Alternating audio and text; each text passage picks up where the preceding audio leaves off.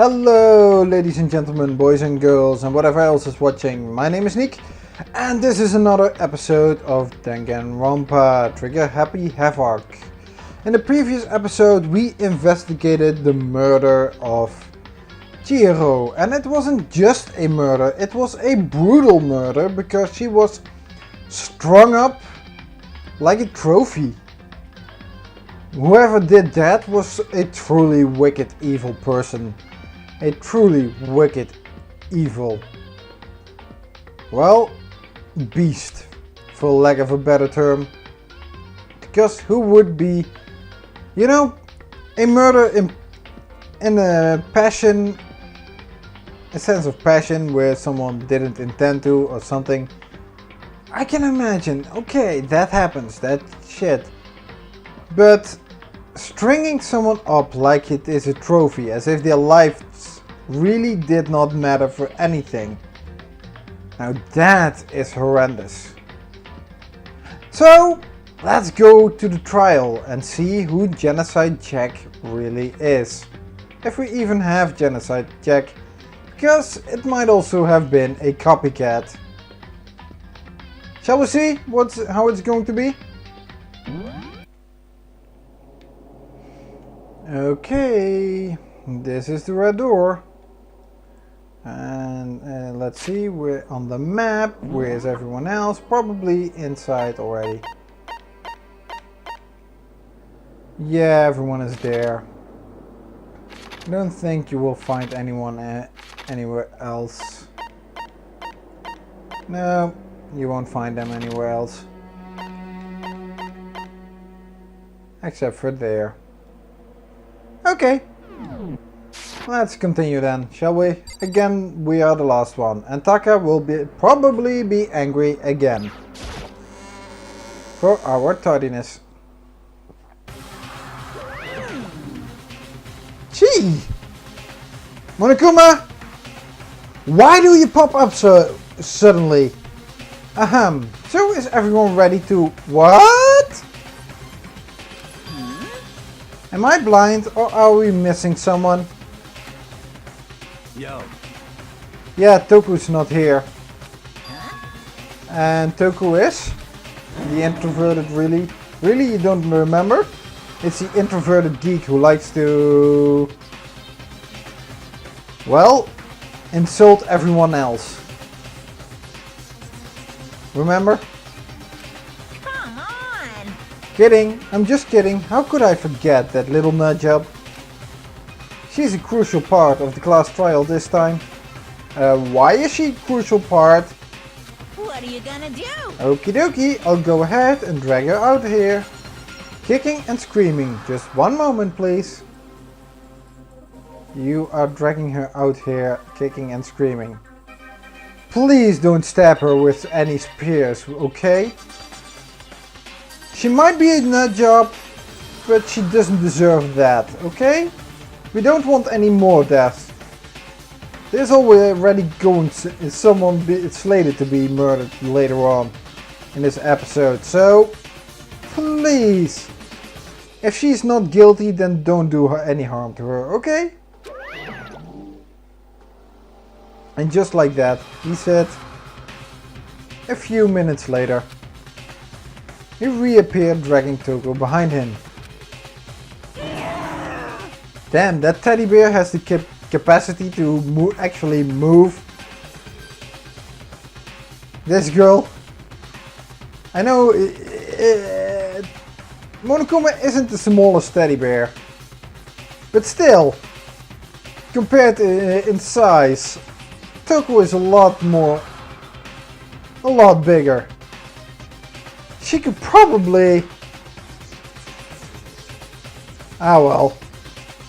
I told him I didn't want to, but he forced me. I can't believe you would drag a girl around. Terrible! You terrible! Toko, calm down. Phew, so now everyone's here. Right? Okay then, hustle onto the elevator and let's get this show on the road. I'll see you guys down there. Let's go. So shall we get going? It's time to find out who killed Chihiro. Okay, Byakuya. Okay. Still funny joke though. Chihiro Fujisaki. She was so gentle, so calm and meek. Nobody had any problems with her. Someone made the choice to kill a girl like that. And that murder is one of us. Someone standing right here. And who might that be? Yes, Chihiro. Did you do it? You ready? We're doing this? Yeah, quite upbeat. Sakura. I will uncover the villain who performed such heinous acts on a weaker individual. Yeah, it is heinous to string her up like that. Taka! I don't know why the killer did what he did, but I'm sure it'll work itself out. Justice always prevails. Right, bro? Well, what do you have to report on that? Hey, come on. Fucking Toko, man. What's got her so worked up? Shall we go? Kyoko, shall we begin? Yeah, not until I've talked to everyone. How very sad. Miss Fujisaki, I must admit, for being 3D, she was quite remarkable. 3D? Hifumi, have you looked at everyone here? You are all looking like cardboard cutouts. You are pretty much the definition of 2D. Of course, just the idea of 3D makes me cringe. You are pretty much two-dimensional.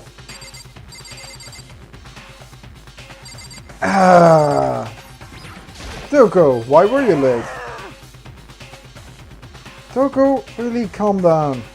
You didn't murder her, did you? So please, calm down. Celeste? There is something odd about Toko's behavior. Yeah, I know. I do not think mere shock is enough to explain it. I wish I could explain it like that. But yeah, it seems a little bit way too off. I guess I wasn't much help at all on this one. Hehehe. No, you weren't. Well, maybe. We do have again another... Oh well. And what have you been up to, Byakuya? I gave you plenty to work with. Show us how far your logic can take you. Okay, you're playing a game. Have you been putting us on a different trail? You are the actual murderer, aren't you? Or are you the mastermind? We have no choice, right? We have to do this. It's true. Yes. I gave a small nod in reply.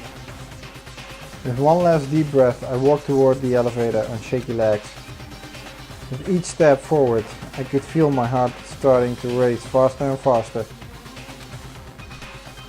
As soon as everyone was on, the elevator began to descend. I couldn't get a handle on my emotions, couldn't stop speculating. And there are fewer in the box. The steel box sank with heavy clunking sounds, deeper and deeper into the ground.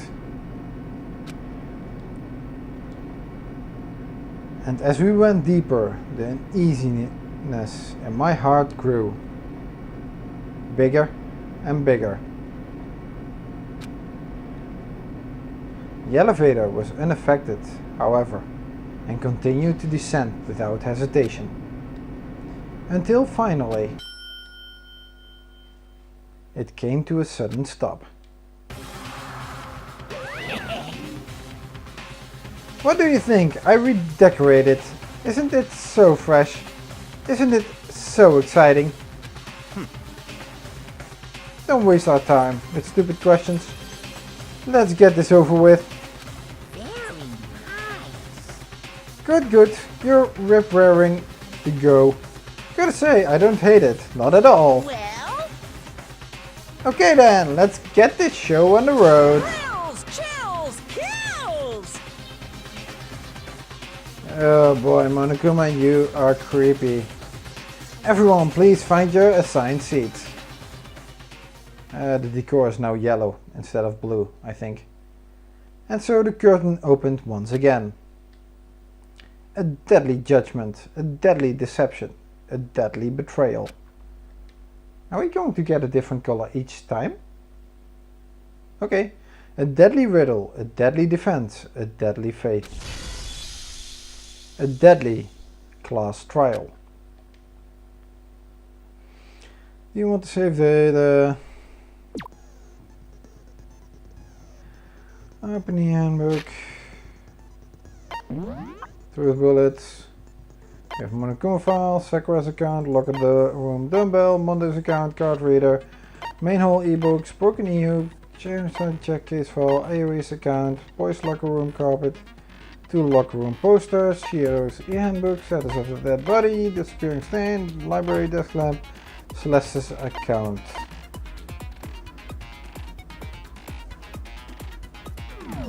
Huh.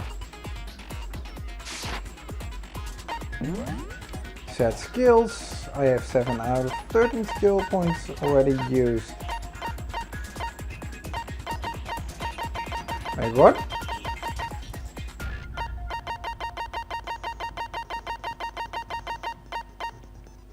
Lodi's voice increases damage to the opponent when a statement is destroyed. Effective during bullet time battle. That is good.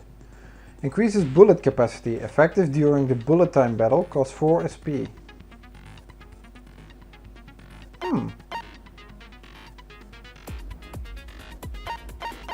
Okay. Trance. Even low combos will increase the tempo. Effective during the bullet time battle. Costs... I don't know if I need to keep that one, but... vocabulary is at least... Increase my capacity. Okay. Yeah. Finish preparations. Let's begin with a basic explanation of the class trial. So, your votes will determine the results. If you can figure out who done it, then only they will receive punishment. But if you pick the wrong one, then I'll punish everyone besides the blackened, and the one that deceived everyone else will graduate. Okay then. So, first off, let's talk about the murder weapon! First we have to make clear what was used to deliver the fatal blow. Well, it was a blunt force object, so the dumbbell was actually stained in blood. So, locker room dumbbell. Chihiro's fatal injury. It appears it was a head wound. According to the Monokuma file, the killer used a blunt instrument. But what kind of blunt instrument could it have been? I bet it was an iron pipe. No, it wasn't. That certainly would make for a powerful weapon. Or Chihiro. The iron pipe, that was the wrong one.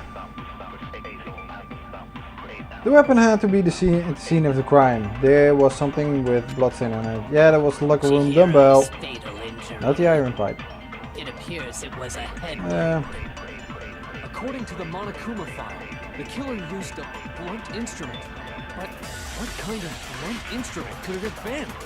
What was I it? bet it was an iron pipe. No, that's wrong. Ooh.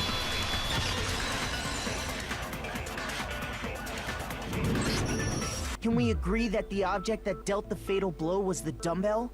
found at the scene of the crime? It was covered in blood, and there was nothing else at the scene that could have caused that kind of injury. And the wound on the victim's head is consistent with the shape of the dumbbell.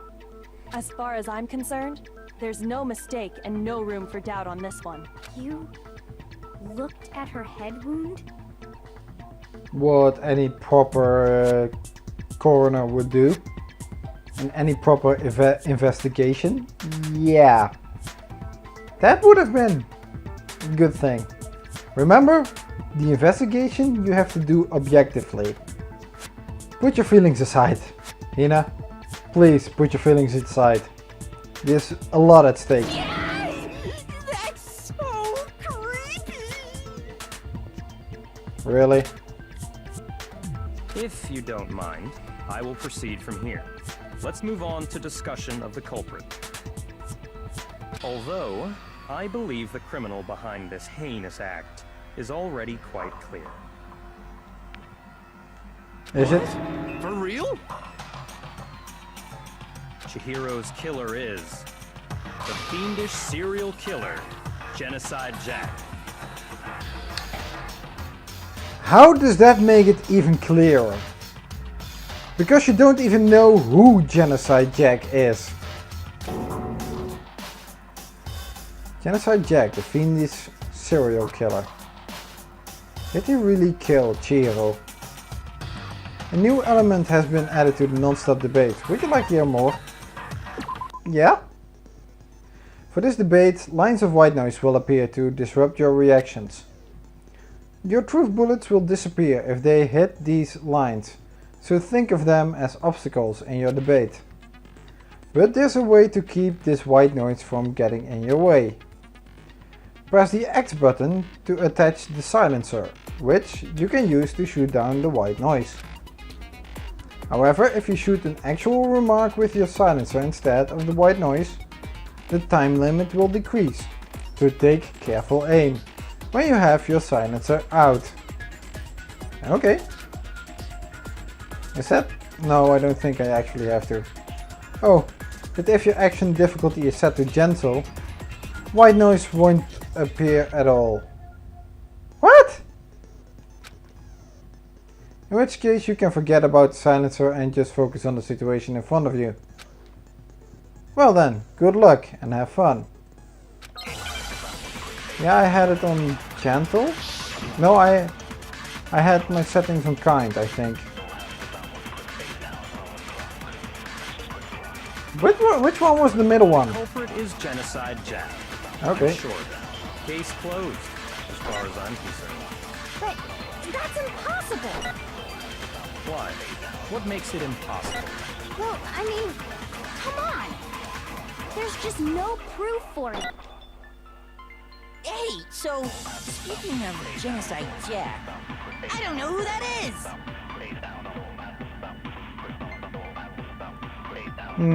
I think Byakuya showed me an archive. One look at it and anyone would be convinced. It shows that this was the work of Genocide Jack. I'm not even convinced about that one actually. The culprit is Genocide Jack. I'm sure. Case closed, as far as I'm concerned. But that's impossible! Why? Does it add What seconds? makes it impossible? Well, I mean, Actually it does. come on! There's just no proof for it. Crap! So, speaking of Genocide Jack, Ah well, I don't know who that is! I misjudged that one. Yeah, let's go again. Shall we? The culprit is Genocide Jack. Seriously? Sure. Case closed, as far as I'm concerned. But that's impossible! Why? What makes it impossible? Well, I mean, come on! There's just no proof for it. Nope. No, he's wrong. There is. Okay, that makes it a little bit more tricky, that white noise. I might know one reason he could be involved. What? I found this file while I was looking around the archive in the library. I guess it's some kind of confidential file the police put together about the Genocide Jack case. What? That's kinda weird as shit, isn't it? What was something like that doing in the library? The why of it is probably more trouble than it's worth, so let's forget about that for now. More importantly, it outlines all the specifics of every Genocide Jack case in exceeding detail. According to the file, there appear to be two defining characteristics in every Genocide Jack case. The first is that a bloody message is found written at the scene of every murder. Oh, that's right. Boob lust. Ifumi? What the hell? I know that you have a perverted mind, but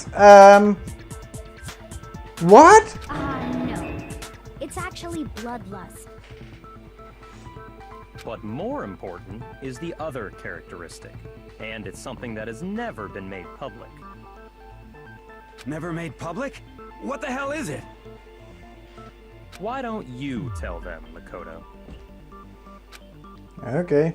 The other characteristics of Genocide Jack case in the world that at large doesn't know. How the victims was positioned, bloody mess left behind, where the murder took place. Yeah, they all took place in the parking lot, didn't they? But how the victim was positioned, that's what he is referring to. Apparently, That wasn't in difficult. every Genocide Jack case, the killer suspends the body in a certain way. Other than the killer, the only people who know about this are the higher-ups in the police department. However, Chihiro was most definitely suspended in the same way. So, how did the culprit know about this when only high-level police officials were aware of it? There's only one logical answer I can think of. Actually, I can think of two. But go on. It's because the culprit in this case is the real Genocide Jack. Well, the other reason is what you've stated yourself. Is anyone beside the police, like yourself, Byakuya, is aware of the case files, of that they are genuine? Or it's someone who is aware of Genocide Jack, but not the actual Genocide Jack. Byakuya? There's a little bit of flaw in your logic, okay? No fucking way! You're saying Genocide Jack is one of us? Yes, in fact, it's Toko. What? Genocide Jack's true identity is Toko Fukawa. What? I know she is a nut job and she's been acting crazy all the time already. But that's a serious accusation, dude.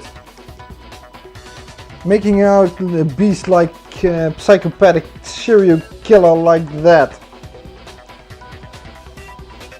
Dude. What? Hey, okay, wait, hold on a sec. Toko has like bloodophobia or whatever, remember? What kind of serial killer is afraid of blood? Is Toko Genocide Jack? The answer is yes and no.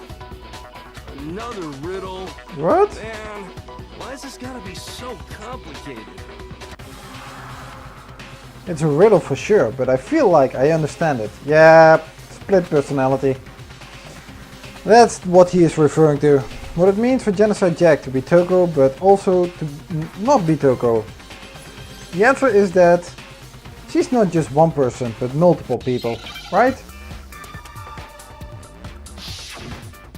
Hangman's Gambit.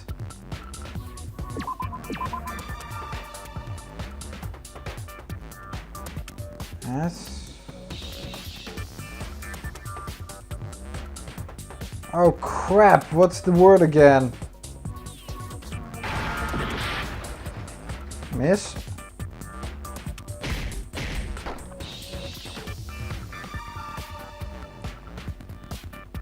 Oh man, What is the freaking word again? Ah.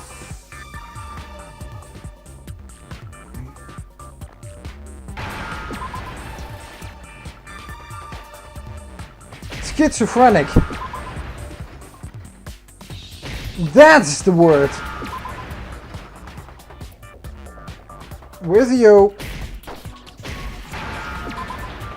Schizophrenic. That's the word.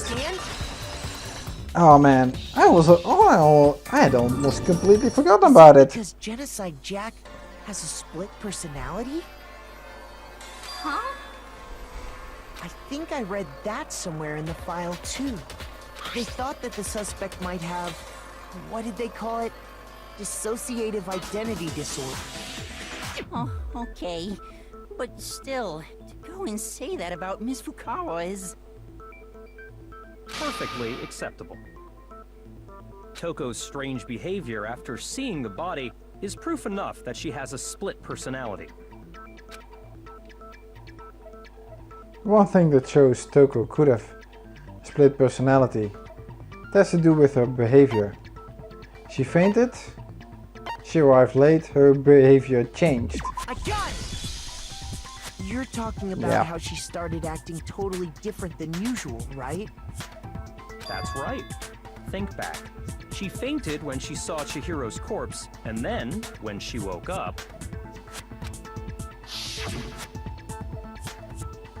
I'm fine. Yeah! Who is that? A dead body? Hey, are you dead? Yeah! She must have hit her head real hard when she fainted. The world has a front and a back, a top, inning and a bottom, a sea of truth and a web of lies. This is quite concerning. I mean, she sounds completely different. She was acting funny, that's for sure. That melancholy tone of hers completely disappeared. Don't go assigning adjectives to my tone without permission. Toko, you do that about everyone, so please shut up. Not to mention, once she regained consciousness and saw Chihiro's body again, she was utterly calm. In other words, within her is one personality that can't handle blood, and one that obviously can. So when Toko trapped herself in her room, it's because she was scared of Genocide Jack?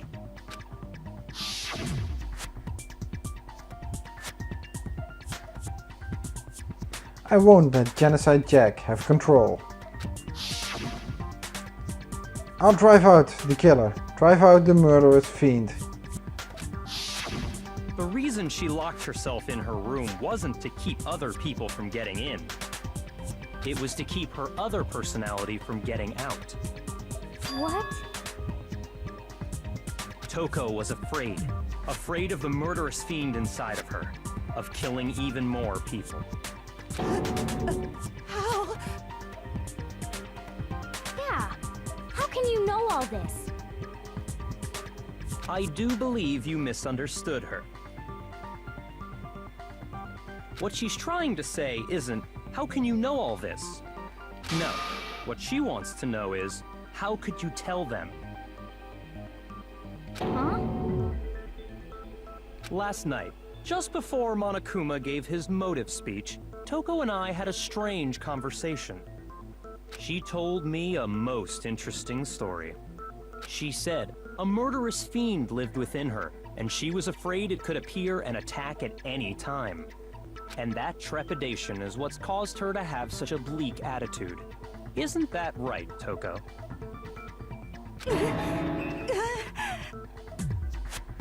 This is all a lie. Right, Toko? We shall see. You said you wouldn't tell anyone. I don't think he said that. I think that's one of your delusions again, Toko. What? You promised! I can't believe you lied! You have only yourself to blame. You came to me with your tragic little story. I didn't ask you to. Yeah, but you're still a jackass, Byakuya. But then again, you've always been a jackass. This is the real world, not some romantic fantasy fairy tale. Besides, you broke your promise first. Did she now? Did she? You said that as long as you were here, no matter what, you wouldn't let Genocide Jack kill anyone. I'm doubting Genocide Jack actually did it. But in spite of that promise,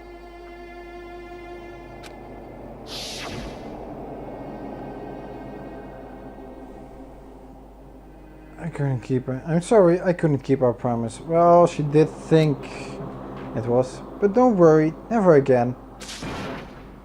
I won't let Genocide Jack have control ever again. You said if I kept my promise, you would go out with me. What? That's the only reason I promised. What? Byakuya, have you been a jackass for real? Stringing a girl along like that? That's really low. how many times do I have to tell you? I never said that. Yeah, this time I'm not believing you. Because this time I'm thinking you would sink so low. But you weren't able to do it. You just couldn't resist that rush you got from killing, could you?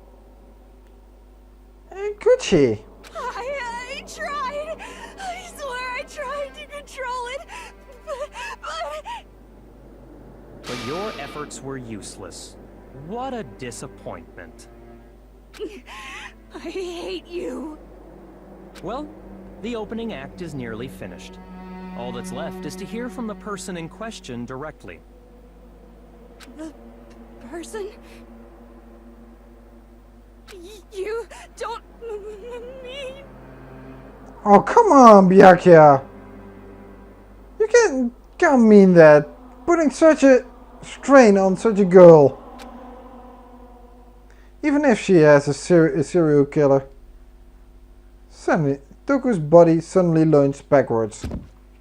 And a huge thud echoed across the courtroom. But in the next second...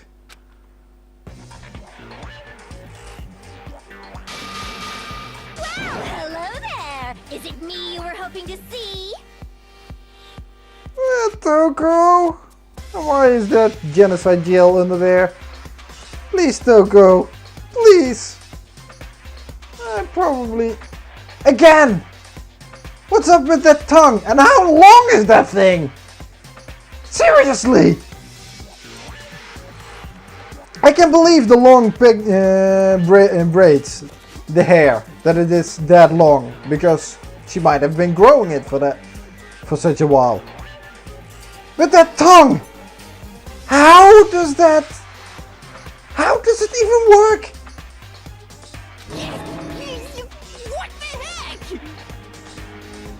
Yeah, my thoughts exactly. So you figured it out, huh? Well, whatever. What are you gonna do?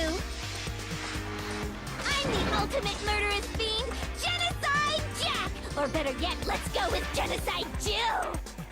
Yeah, probably because you're female, it's better to go with Genocide Jail, yeah. What the fuck is this?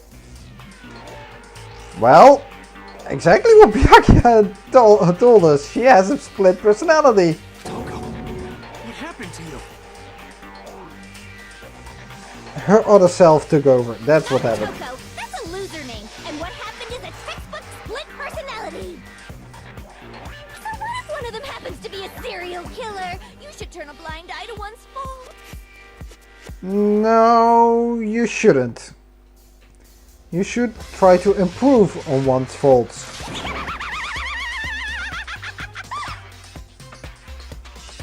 You know, one thing. I find her confidence and her more positive outlook a little bit better than Toku, but the tongue, the murderous intent. No, I like Toku better. Please bring her back. Please. She's so intense. Like they say, sound in murderous mind, sound in murderous body. Okay. This one is so different from the one we've come to know. Jeez. Well, the world is composed of a front and a back, you know. Just like how every inning has a top and a bottom, or how in the depths of every truth lives a little lie. That's... What the heck are you talking about? Behind every dark and gloomy soul lives another that shines as bright as the sun! Yeah, but I think you're the one that's dark and gloomy.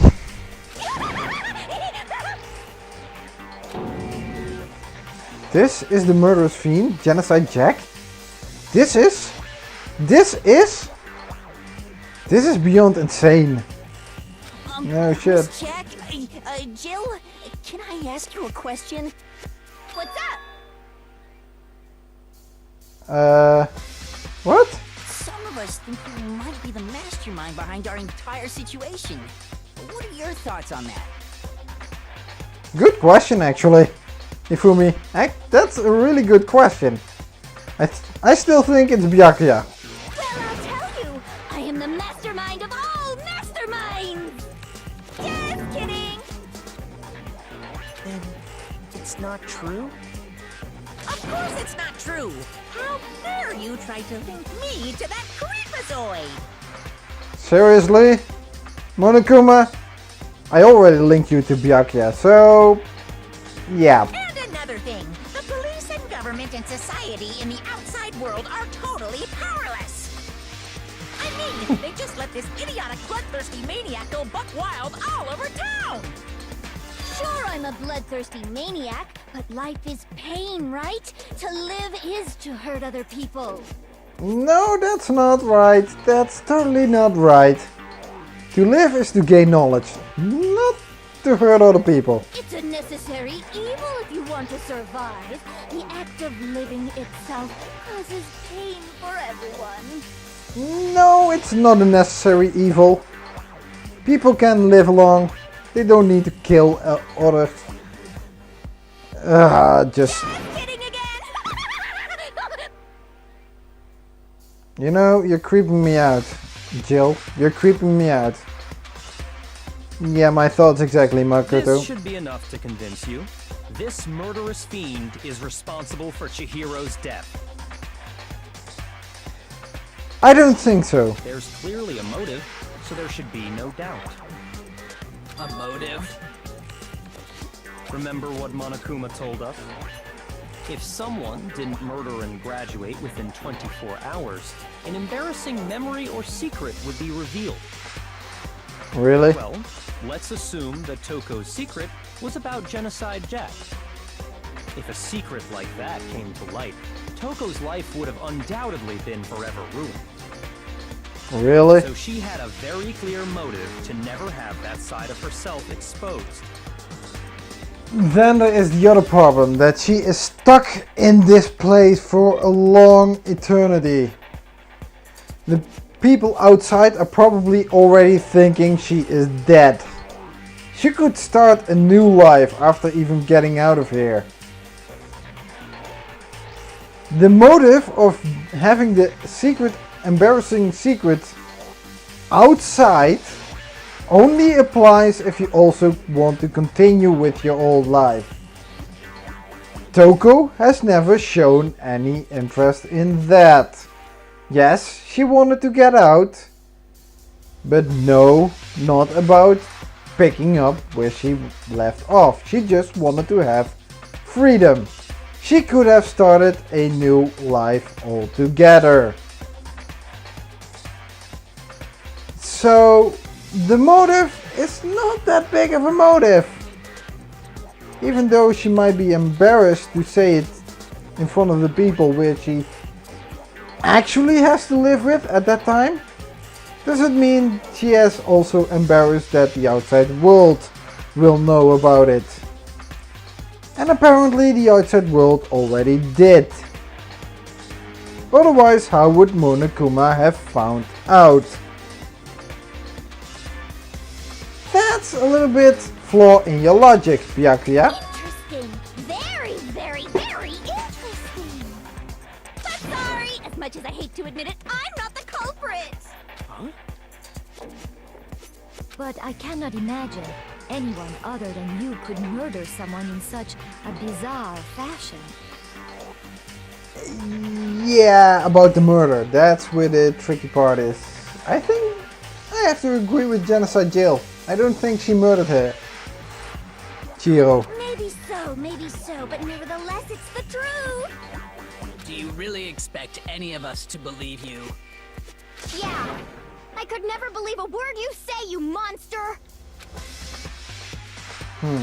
Maybe. Maybe she's totally right about that, but something's still bothering me. What she said. I need to get some more details about all of this.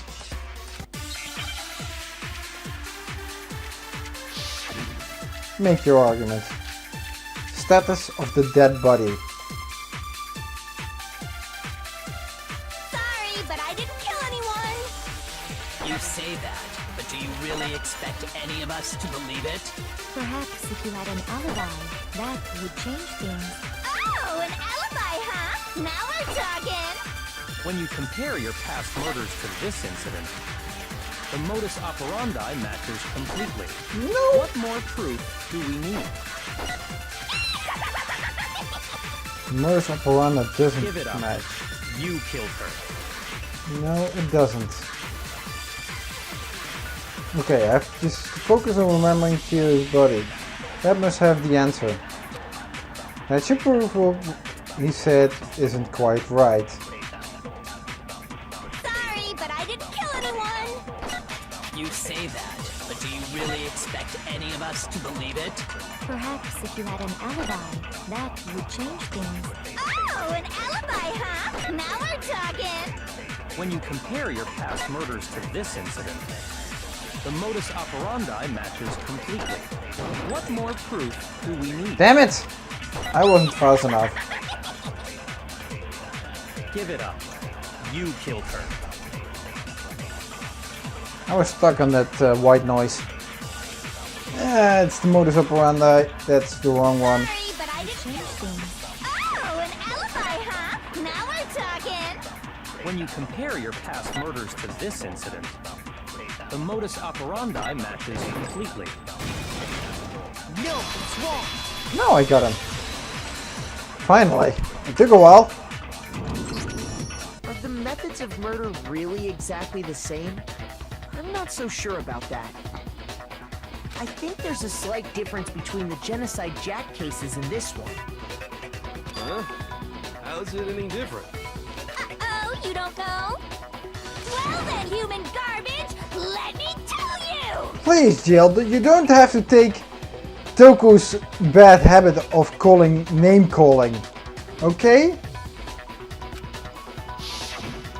I murder with passion and conviction. I consider myself a professional, and I have a very particular way of doing things. Yep. That's most often with serial killers. Imagine you go to a fancy Italian restaurant. They're very picky about the noodles, the sauce, everything. But what happened to Chihiro? It'd be like if that same Italian restaurant started using ragu or Chef Boyardee. In other words, you're just like Celeste, who likes his tea in a certain way. This is no creation of mine. Let me rephrase that, in a way that maybe makes more sense. There are two clear differences between the Genocide Jack cases and this one. There's one clear difference between the murderers. In the photos from the other Genocide Jack cases, look at the neck and the stomach. Here you see a clear difference. The style of the bloody marriages, the victim's fatal injury. I got it! Yeah. For one, the cause of death is different. In the Genocide Jack murders, all the victims were killed the same way.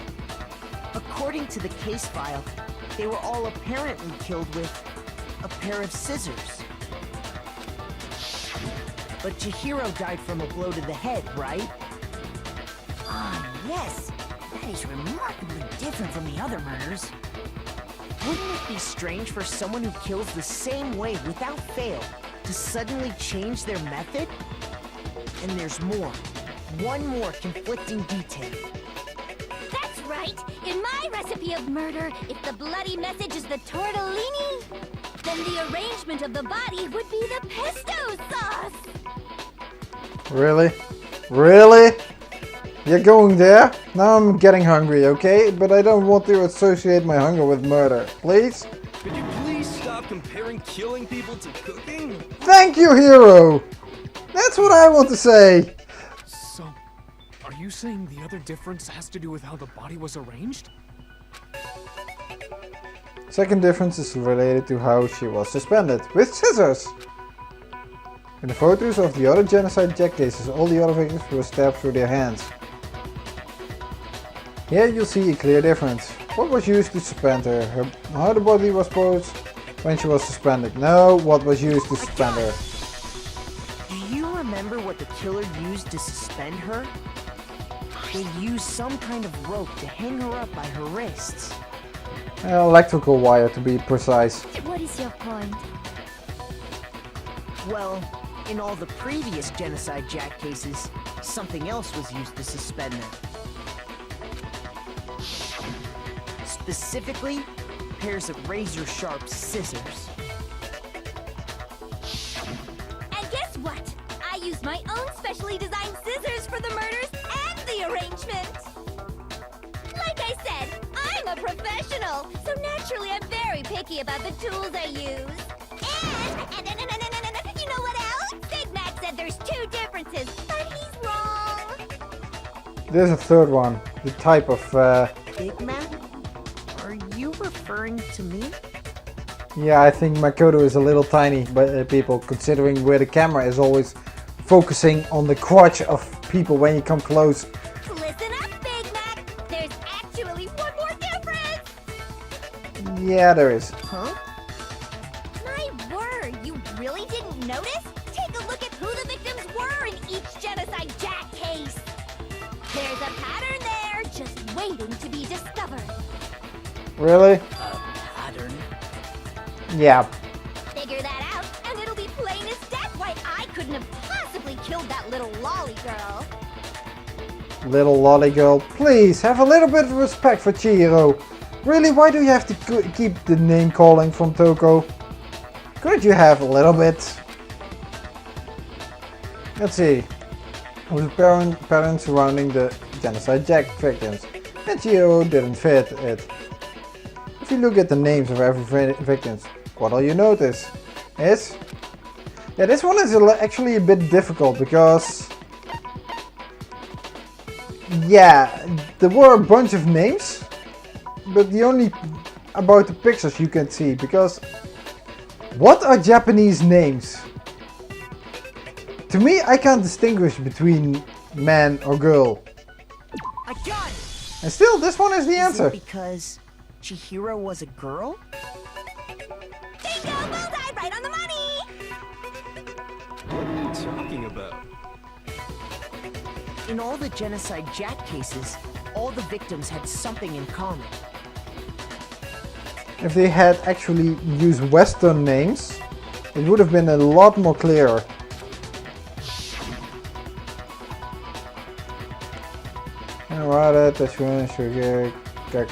Yeah, you can only see by those pictures actually that it is males. I can't actually see it by the Kano Issei, Takeshi Yoshida. That are all male names, I guess. Yeah. They were all guys? Yeah, that's the same reaction I have, Hero. They are all guys. That's right! The people I kill with such passion and conviction are all adorable little men! I can't believe I said it! I'm so embarrassed! The hell is wrong with you? She's a serial killer. That's what's wrong with her. I can't help it! I'm just a full-throttle boy-on-boy fangirl, and the mopey side of me just hates it. I think Hifumi would like that. Being a fangirl. But now I'm on the fast track to becoming a full-fledged fan madam! So since Chihiro was a girl and not an adorable little man, would you kill her? suddenly start making ramen just because they're both noodles? Don't be stupid. I have too much passion and conviction to cross that line. That's the absolute reality of the one and only. Actually, again a food reference, Toko. Seriously, the food references that really have to stop. We get it. You've clearly explained your hobby and your philosophy. But that's not all there is to it. It's a different matter entirely, when you're forced to kill in order to survive. Quiet, lolly car! Yeah, but then she wouldn't actually announce it that it was her. She wouldn't write the message of bloodlust and everything else. Lowly, Kirk. Finally, someone who puts him in his place. I would never kill for a reason as petty as mere survival. And if by some fluke I did kill to survive, why would I bother with the message and arrangement? It'd make me the obvious suspect! That does make some amount of sense. That does make all sense. In this case, Byakuya was just a big idiot. Plus, whatever reason I have for killing, I would never leave out my prized scissors. Yeah. Who would go out of their way to use a big, stupid, heavy dumbbell? That also, she wouldn't be even capable of lifting it like that. Maybe you used the dumbbell because you couldn't find any scissors in the school? Please don't tell me you just said that. Ifumi. Please don't tell me you just said that. Oh god. Scissors? I don't just use any scissors. I only use my own set of high-class envy of the entire world scissors! Oh boy. Hey, whatever. There still aren't any in the school. Hero, please don't tell me you just said that. Don't jinx it. Don't jinx Are it. you sure about that?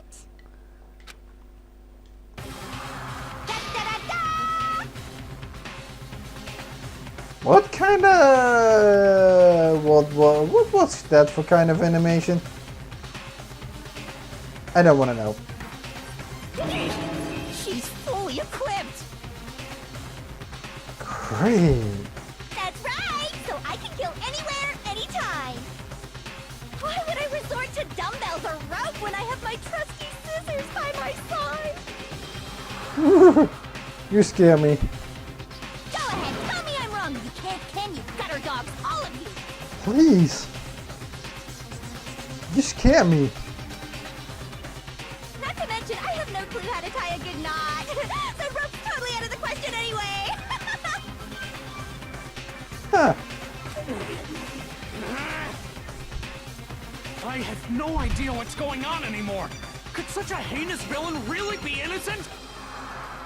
In this case, yes. Yes, it could be.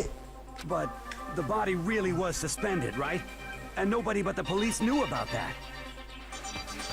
And Byakuya, remember, he was very adamant about how the police didn't, that the police only knew about it. So how did he know about it? Yeah! That's why we figured it had to be the real deal, and not some copycat killer or whatever. There's one person. One person who could have copied Genocide Jack cases.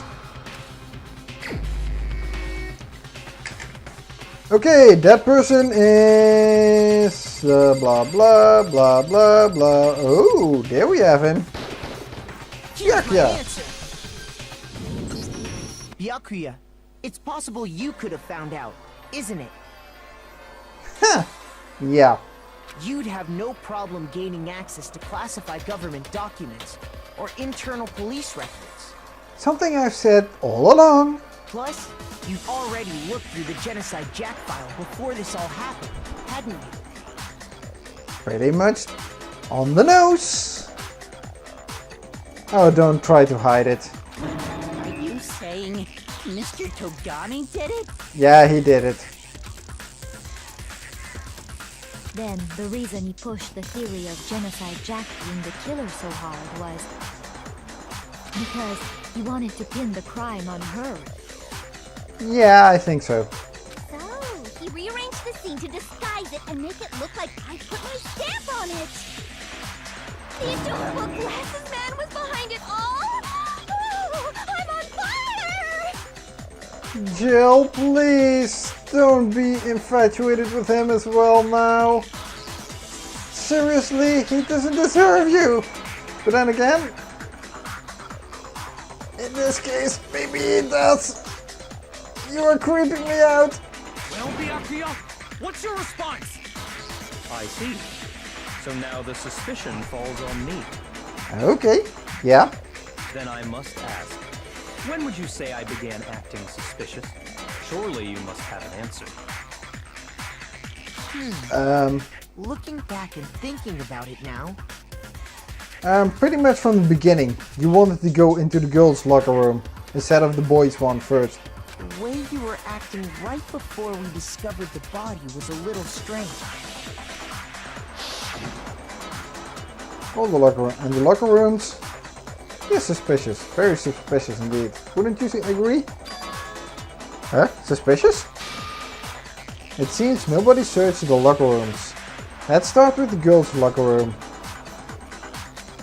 Why would you go in the girls'? You wanted to go to the girls' locker room right away, right? But since you're a guy... I should have naturally thought of the boys' locker room first. Is that what you want to say? Yes. How adorable how Celeste is actually so surprised looking right next to him. The victim was Chihiro, a girl. Hence why I said we should check the girls' locker room. How did you know it was Chihiro from the beginning anyway? Nothing strange about that, I'd say. We didn't know who was the victim at the time. On the contrary, there's something very strange. Okay then, what's so strange about it? Go ahead, share with the rest of the class. Yes! How do we share that? We didn't even know who the victim was at the time. There was a clear contradiction in what Byakuya just said. I need to make it clear to everyone. A new element has been added to the non-stop debates. Would you like to hear more? Yeah, why not? Next we're going to add something called a truth flashback. If you aim at a weak spot and hold down the triangle button,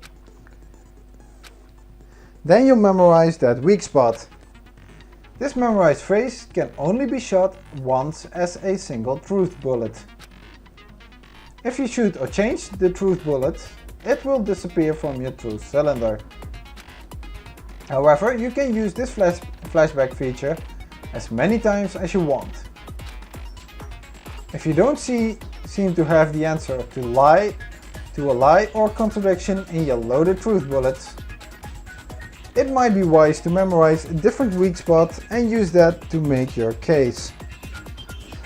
When's the best time to flashback? Well, you'll just have to use your keen wits, won't you?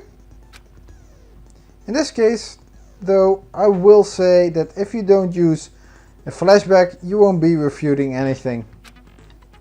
Well then, good luck and have fun. Okay. Make your argument. Monokuma. Okay. So, you said Byakuya was acting kind of weird before we found the body. Oh, wrong one. But he was acting weird... how? If you're presented with the opportunity to check out the girls' locker room, You absolutely take it! That's a natural reaction for any guy! The victim No, it isn't. was Chihiro, who was a girl. So of course I would suggest we check the girls' locker room first. There was no time for pointless distractions. What's so strange about that? you wish you'd taken me with you. The strange thing is that you say Chihiro... Comment about Chihiro being a girl. I realized there's a clear contradiction there. Yeah, he knew. It doesn't make sense how he could have known before we even found it. Okay, I need to make that contradiction clear. So, you said Byakuya was acting kind of weird before we found the body. But Okay. he was acting weird... If you're presented with the opportunity to check out the girls' locker room, You absolutely take it! That's a natural reaction for any guy! No, it The isn't. victim was Chihiro, who was a girl. No, that's wrong.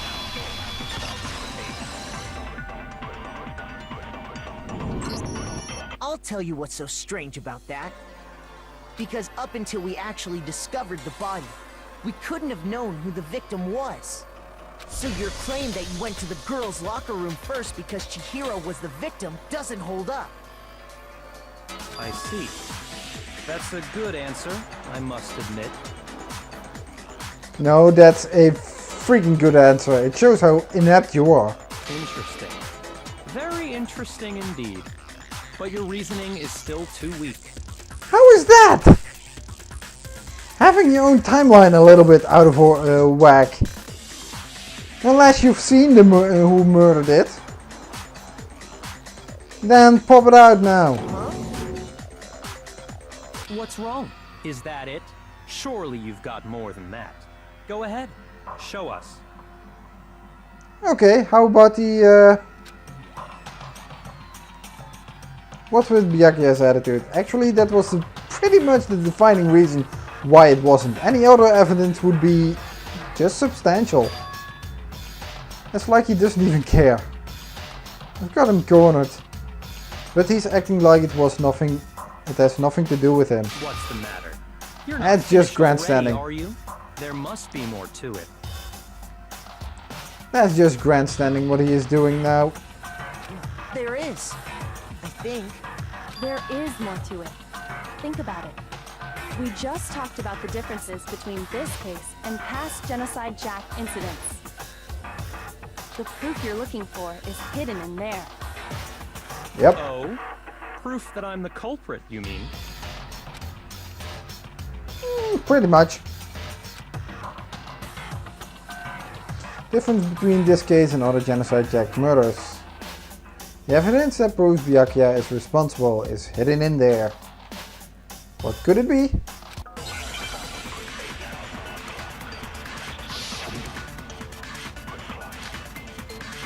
Library desk land. What? The difference between the cases? You want me to explain it again? When I want to kill, I use my very own special scissors. And I use those same scissors to arrange the body. But Chihiro was suspended with... It was some kind of rope. Was it not? That's right! It absolutely was! Then there must be something very fishy indeed about that rope. Hey, Byakuya, where'd you get it from, huh? I'd never seen that rope before in my life. Obviously, somebody else must have had it hidden away somewhere. No, that last one. It was the extension cord, remember? Byakuya? You even told me you picked it out of a box in the library archive.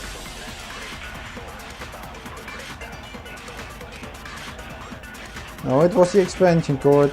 No, it wasn't Byakuya. Didn't use rope. He used a very specific object.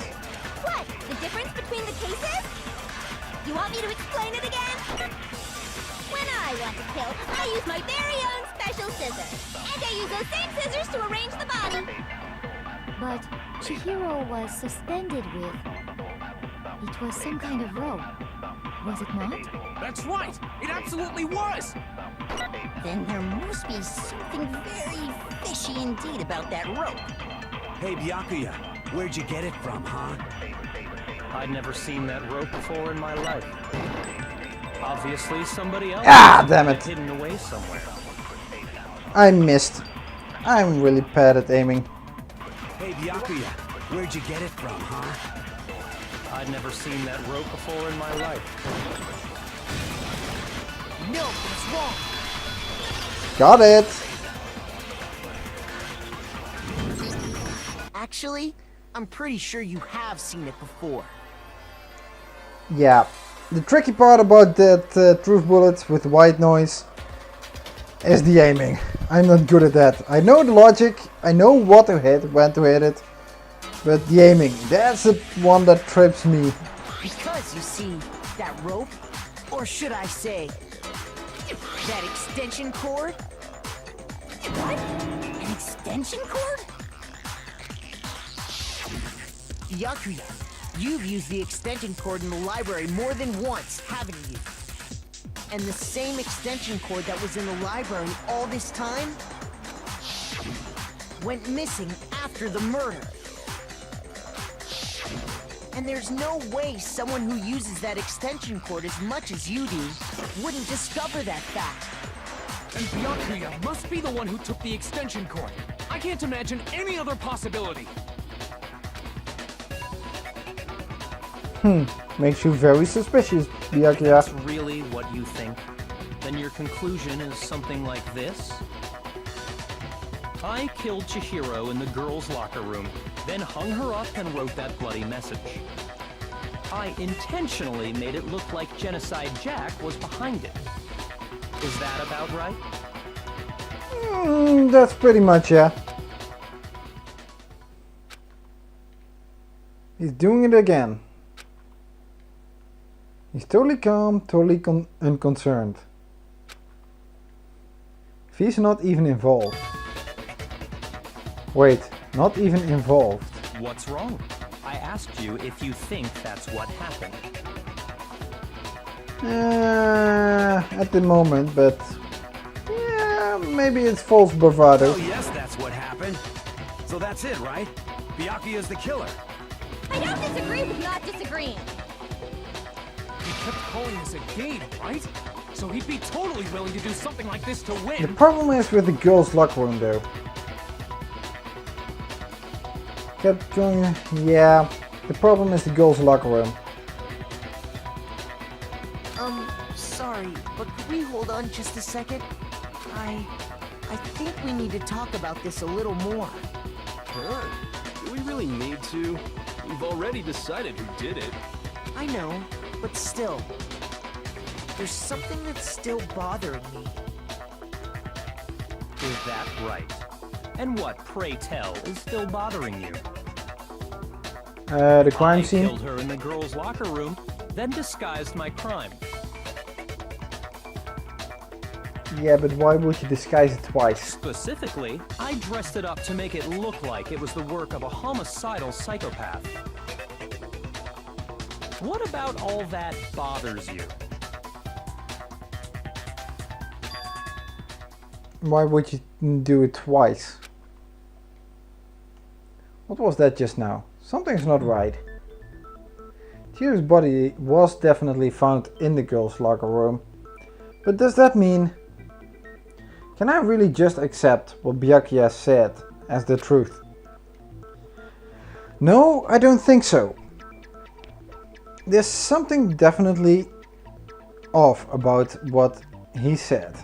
Or there's definitely something off about what he said. And that's the scene of the crime. You say you killed Chihiro in the girls' locker room, right? But are you sure about that? Isn't it possible that the murder took place somewhere else? How disappointing. What kind of question is that? Even in the world of disappointments, this is a true letdown. Really?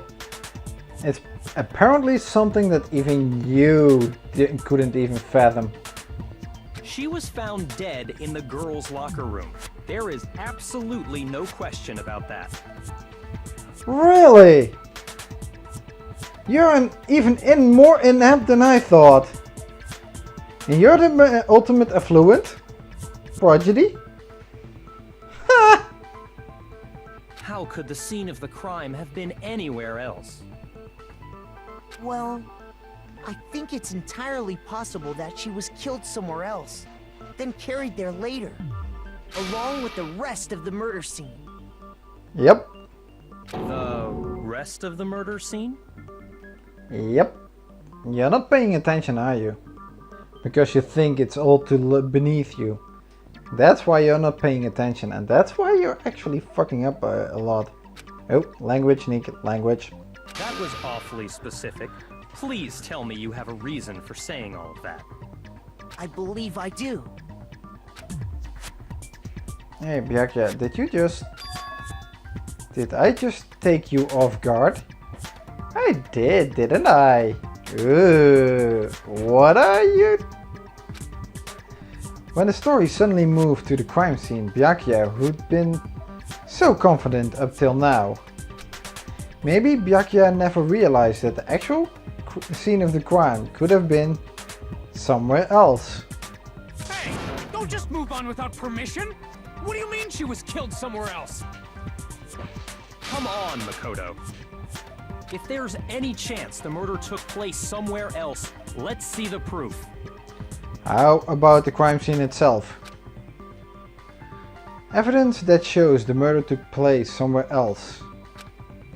It was something that was switched between the boys and girls locker rooms. How about the entire crime scene? Well, that was changed, although Sakura could have used it. Genocide Jack, AoE's, Barley's locker room card, and 2 locker room posters. They were switched. Yep. I got it! The proof that she was killed somewhere else is the poster that's hanging in each locker room. Your proof is some posters? Yeah. Pretty much. And carpets. The poster in the girls' locker room was a picture of a big-boobed supermodel. But don't you think that's kind of strange? Why would the girls' locker room have a poster like that? I bet those massive jugs of hers were totally fake! Seriously, you had to... Oh, come on. Someone is jealous. That's what I can say. Meanwhile, the boys' locker room had a poster of the super popular boy band Tornado. Again, that doesn't really seem to belong in a boys' locker room. So you're saying that maybe the posters were switched? Oh, they were definitely switched. And there's one other thing I noticed about the locker rooms. Also, I saw the big boobed supermodel poster when I was exploring the room. It was actually the first thing that kinda stood out to me. Yeah. You know what I'm talking about, right, Sakura? You're referring to my protein coffee, aren't you? Protein coffee? While I was in the girls' locker room earlier, I spilled some protein coffee on the carpet. But I noticed that after the murder, the stain had been totally scrubbed away. Mm-hmm. No, it's not that the stain was scrubbed away. It was moved to the boys' locker room.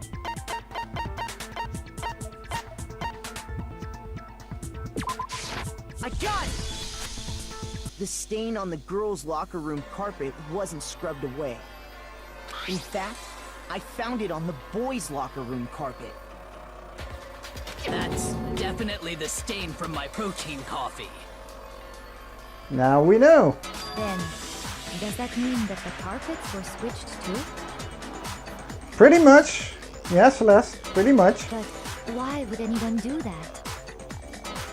To hide that it was in the boys' locker room. So, yeah. Move the murder scene from one locker room to the other. It's certainly plausible, don't you think? Why are you surprised? In other words, in order to completely swap the scene of the crime, the bloodstained poster and carpet were moved along with the dead body. By doing this, the killer was able to change the entire room where the murder took place. I can certainly follow your reasoning, but why would the culprit bother doing that? Huh? Why would the... Yeah, that's strange, yeah. Why would he? Why would they go through all that trouble of switching the scene of the crime? Actually, an even bigger question. If the murder did take place in the boys' locker room, then how did Chihiro get in the boys' locker room in the first place? Maybe she hacked the keycard reader? Maybe she hacked the handbook? To get into the locker rooms, you have to swipe your e-handbook across the card reader device. but Chihiro's handbook should have only allowed her access to the girls' locker room. Maybe she hacked it. She had no way to get into the boys' locker room to begin with. No, she did have a way, and I can tell you what it was. Oh, and what is it? I highly doubt that. Shut up! I'm telling you, I know how she could have done it.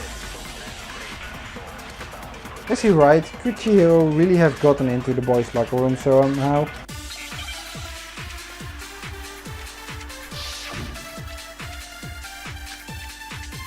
The broken e-handbook. Oh, well, okay. Is it really possible? Could Chihiro really have gotten into the boys' locker room somehow? Ah, I got it! She must have hacked her e-handbook. She was the ultimate programmer after all. I'm sure that would have been no problem for her. No, I don't think that's it. She used the thing that was in the main hall. Huh? What thing? I'm talking about Leon's handbook, of course. If she had that, she could get into the boys' locker room no problem. Chihiro was able to use Leon's handbook. She could get into the boys' locker room. But Leon's handbook, it was broken. In which case we can really say that she used it. Yeah. Is it really possible? Could Chihiro really have gotten into the boys' locker room somehow? Seriously? She must have hacked her e-handbook.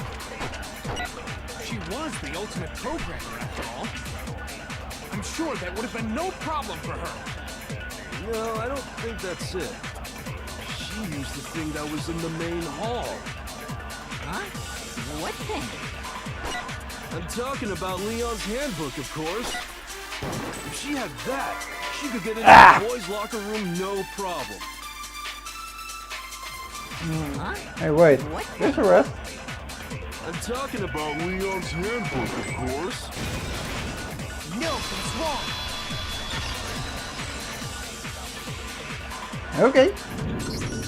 No, I don't think Chihiro used Leon's handbook. Because Leon's handbook was broken.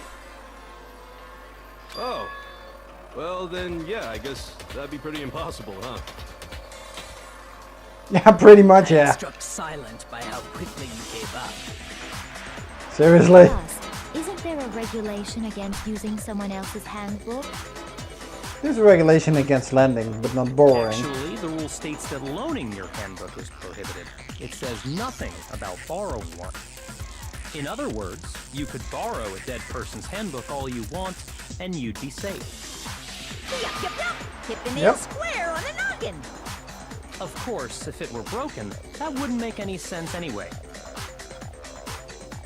If the broken handbook is Leon's. So then, she must have hacked hers like I said. She used her ultimate programmer skills and... Psst. You can't fix an e-handbook. The instant you open one up, a security buzzer starts blaring. So, Okay. she didn't use Leon's handbook, and she didn't modify her own handbook. Maybe Mr. Naegi's initial assumption is just wrong? Maybe. Could be. Or? It seems like there's no way she could have got into the boys' locker room. So I guess so. Okay then, I vote for Byakuya. Wait, what? Is that it then? Maybe not. Chihiro was killed in the girls' locker room and Byakuya's the one who did it? Really? But still, I don't know what else I can do. Hold on a second. Wait, what? I agree with you, though. I think you're on the right track. And that's how... How would you say that? Or are we missing some crucial evidence? We are missing some crucial evidence, aren't we? Yeah. You finally decide to open your mouth and that's what you've got to say? Seriously, Mondo? Please shut it. There's no way she could get in the boys' locker room, right? So... Why are you so sure she couldn't get in? There's still one other way she could have gained access.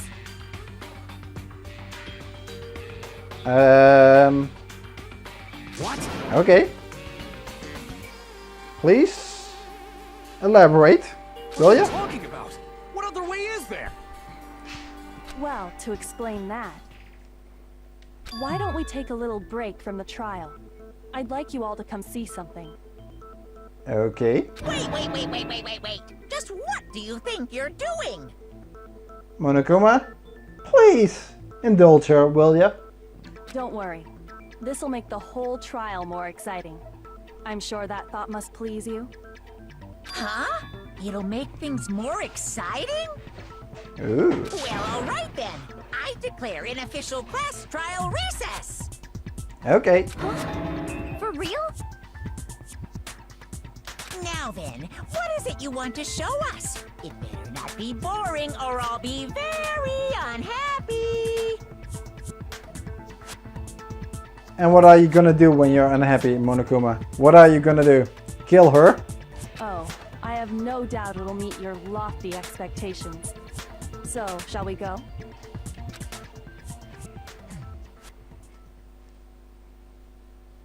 So before I even knew what was happening, the class trial had been put on hold. We headed off with Kyoko in the lead. And where she took us was... Wait, no one is cleaning up the crime scene? The girls' locker room? The girls' locker room? We've already searched this place top to bottom. What are you trying to pull, Missy? Taka, please. Have you really searched this place? I'd like you to examine the victim's body one more time. Okay. You want to check it again? Be sure to examine the entire body very carefully. Take your time. Okay.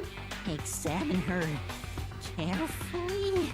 Like using our hands? Except for you, Hifumi. Except for you. I know where those hands are going. And that would be totally wrong. No way! It's probably best if I don't run my hands all over a girl's dead body. It's not that I'm creeped out or anything, it's just based on religious grounds, you know? Religious grounds? You gotta be kidding me. Very well. I'll do it. At least someone with a little bit of sense. Remember, objectively. But you're a girl. You shouldn't have to touch a dead body. Just let one of the boys do it. Seriously? It's okay. I think Chihiro would rather have a girl examine her. Really? So just leave this to me.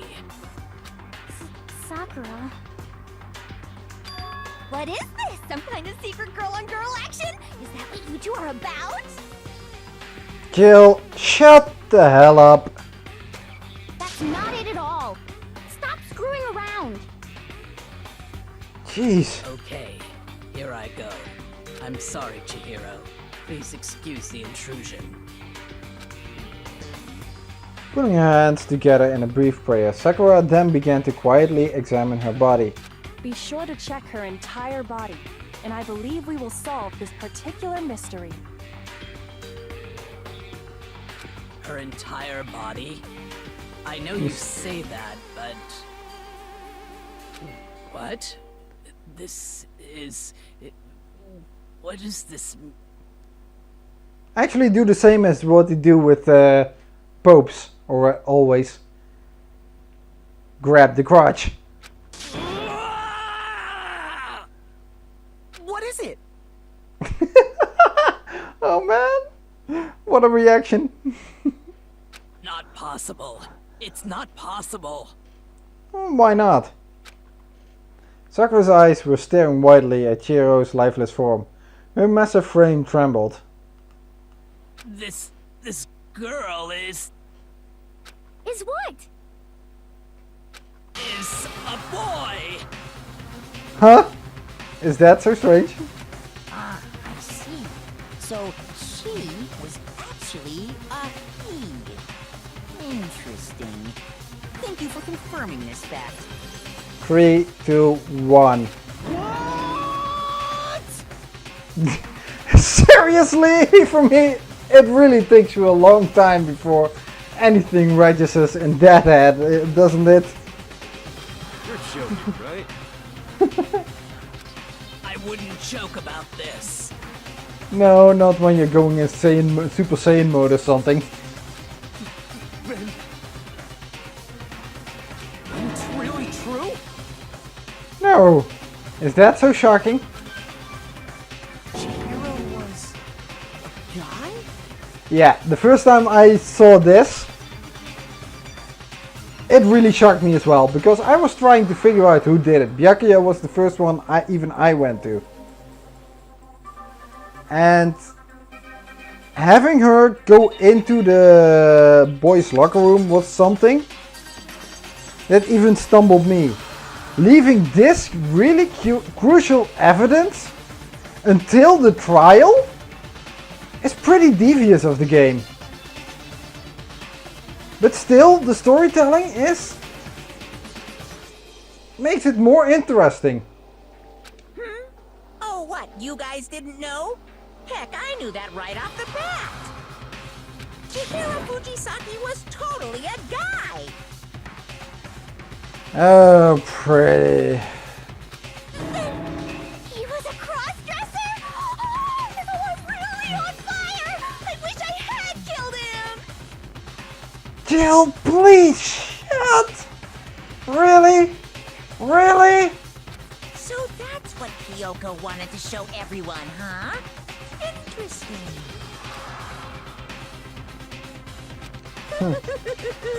Yes, that certainly does make things much more exciting. Now let's ride this wave of excitement back to the courtroom and get back to the trial. Okay, now one thing. If they are coming in a clean part again, with Makoto's trial, when Sayaka was killed, when he got back, his room was pristine clean again. Everything was gone, everything was repaired. They had to do that during the trial. Why is this still left untouched? Especially so late in the trial already. Or is there some kind of waiting period where they have to spend in the courtroom so that Monokuma can clean up everything? I do apologize for keeping you waiting. Now then, let's resume the class trial. We've all just learned of the shocking revelation that Chihiro was actually a boy. Let's pick up from there. Yes, well, I don't know his reason for hiding it, but the fact is, Chihiro was not a girl, but a boy. Okay, and I need to take a little break, so I'll be back soon. Okay, I'm back. I really needed to take a quick break, so let's continue on. Yes, well, I don't know his reasons for hiding it, but the fact is Chihiro was not a girl, but a boy.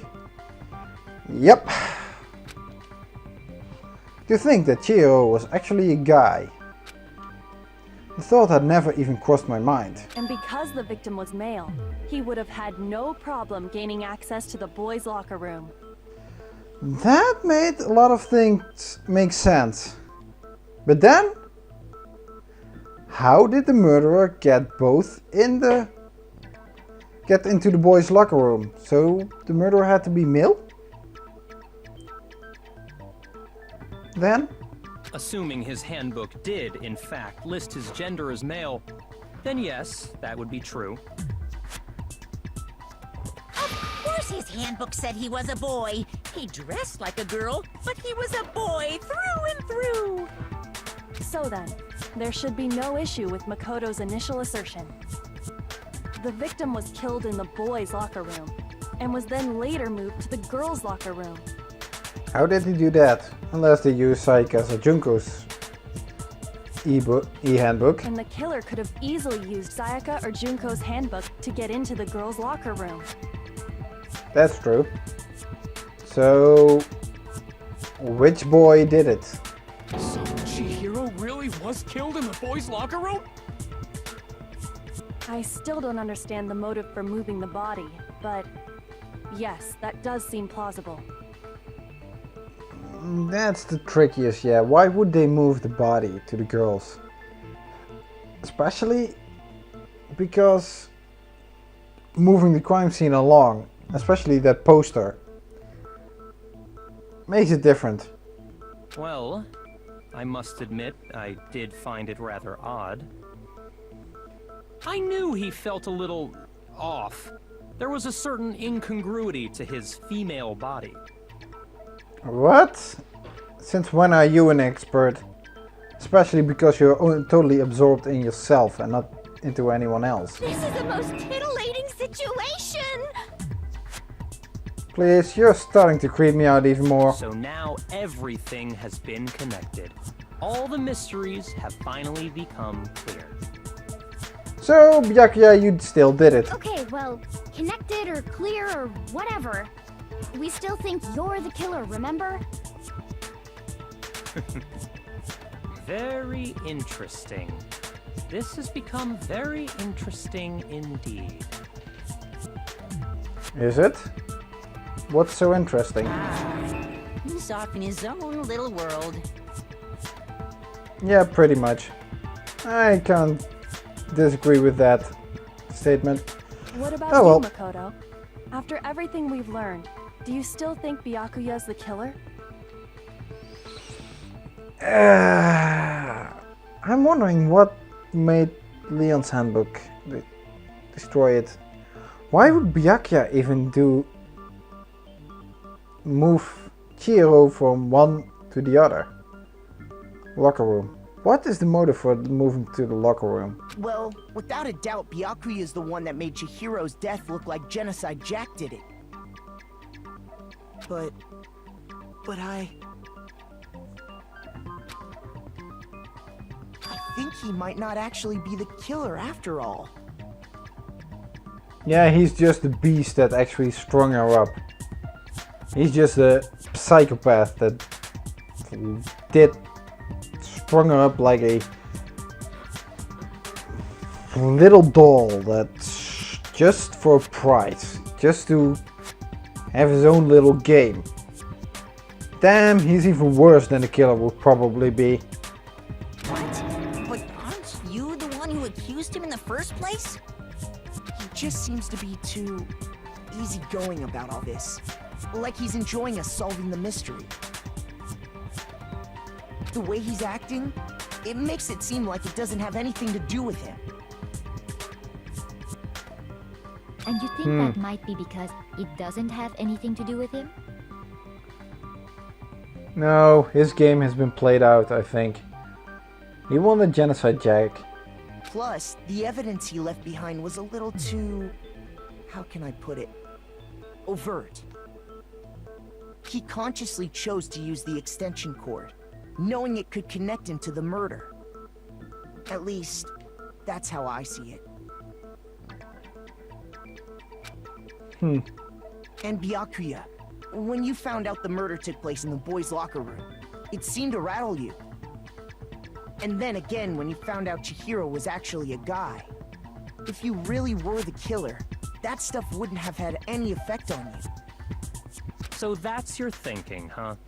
Well, it bothers me that you don't have more concrete reasons, but it's fine. I guess I'll mark it as correct for the time being. Concrete reasons. Most of the time, human behavior is the defining factor in criminal cases. Every evidence that is presented can most of the time be constructed. Well, can be used in multiple things. And actual scientific proof is really, really difficult. Even fingerprinting, even DNA profiling. Most of the time it's human reactions that actually prove a case or not. It are human actions, eyewitness reports and all that. So, yeah, it's not just fine. He's on the right track, you know. Mark it as correct? He's right. I am not the culprit. I just happened to come across the corpse in the girls' locker room and decided to alter it. What were you doing in the girls' locker room to begin with? Are you fucking with us right now? No, I am not effing with you right now. I'm telling you the truth. Well, I find it very hard to believe. Go ahead, find it very hard to believe. You're free to be executed along with the rest of us. I don't find it hard to believe. I just want to know what were you doing in the girls' locker room then? Are you as perverted as he for me? If you're really telling the truth, then why? Why do you do that to his body? My reasons hardly matter right now. Uncovering the culprit is much more important, wouldn't you say? Unfortunately, in this instance, yeah. But you're still a jackass and a psychopath for doing something like that. Now then, if it wasn't me, who was it? Well, I don't think I can say for sure without talking about it a little more. You're seriously gonna keep going? We're all good, aren't we? I thought it was clear Byakuya did it. No, I'm with Makoto. If there's any doubt whatsoever, we need to explore every possibility. Thank you, Kyoko. Because if we're wrong, we all die here. And I don't plan on dying. That's true. Very well then. I'm with you too. Damn Okay. straight. Count me in. Do you not have a mind of your own? Of course I do. What am I, an ant or something? And to be honest, it's hard to make that distinction, yes. Anyway, let's discuss this all as a group one more time. We still have time to make our decision. Really? It's very true. Our lives are all on the line. Excellent. Then shall we resume our game of hide and seek?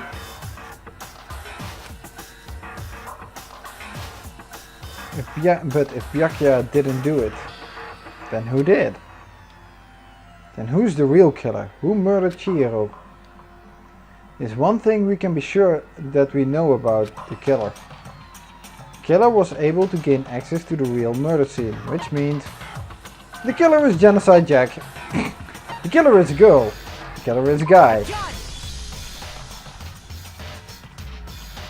Since the crime scene was the boys' locker room, you would need a boys' handbook to get in. Since Leon's handbook is apparently broken, the killer would have had to use their own. In other words, it had to have been a guy. But that's still not enough. I need to find some more clues. Make your argument. Celeste's account. Isn't there a single clue that might lead us to who did it? Whoops. Well, clues are one thing, but did nobody get a look at the killer?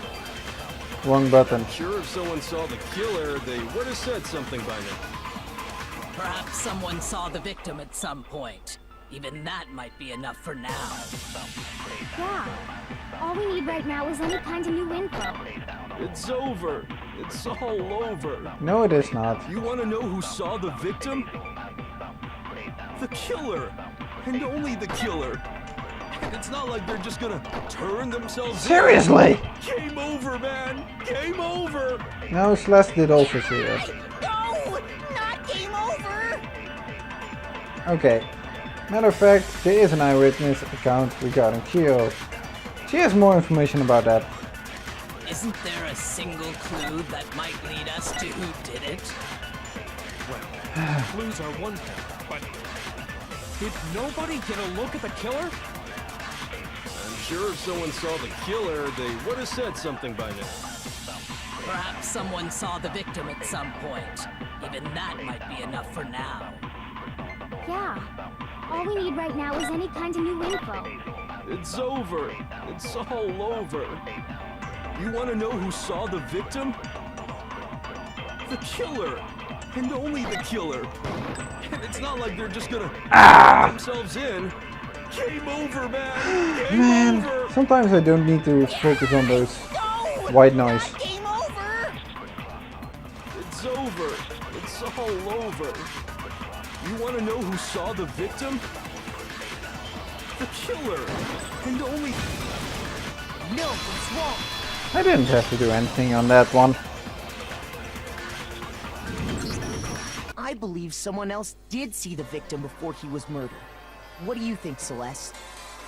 Now that you mention it, yes, I did see him. Huh? Really? Oh, but I suppose only Makoto knows about this. The rest of you had no idea, did you? That is why you're all making such ugly noises. Seriously, why couldn't you just speak up? She is adorable, isn't she? Whatever. Just Wait, hurry up and what? tell us. It was last night, right before nighttime. I saw Chihiro in the dormitory warehouse.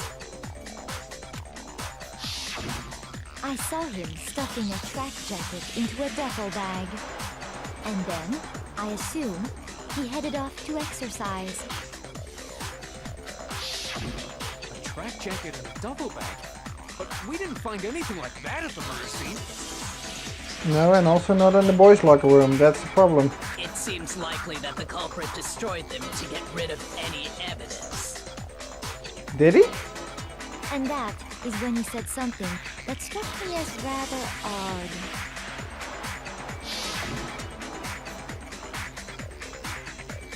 I better get going. I'm kind of in a hurry. Chihiro told me he was in a hurry. But why would he be in a hurry? Only if someone were waiting for him, I should think. So, Mr. Fujisaki was on his way to meet with someone, and then they were going to work out together? But Hina and I had invited him to exercise with us plenty of times, and he always declined. Yeah, well, because he couldn't then go into the girls' locker room. That's why. That must be pretty obvious now, Sakura. He declined because he couldn't get into the girls' locker room. He could only go into the boys' locker room, so he must have met up with one of the guys. Probably because he was afraid you'd find out the secret he was hiding, right? Which means that conversely, he must have trusted whoever he was meeting with very much. Enough so that he was willing to risk his secret being revealed. What a marvelous friendship! Really? How can you say that with your tongue hanging out? Really? The point is, whoever he met up with is the culprit, right? So we just gotta figure out who it was. But knowing what we know, I can't even guess. No, you already have what you need to make the connection. Huh? Huh? You know who the killer is. Do we? Seriously? Really? Even I don't get it now. Who is it? Who's the killer? Think back to the track jacket and duffel bag the killer disposed of. Focus on the details of these items, and it should become obvious who was waiting for him. Oh yeah. Are you sure about that? Really?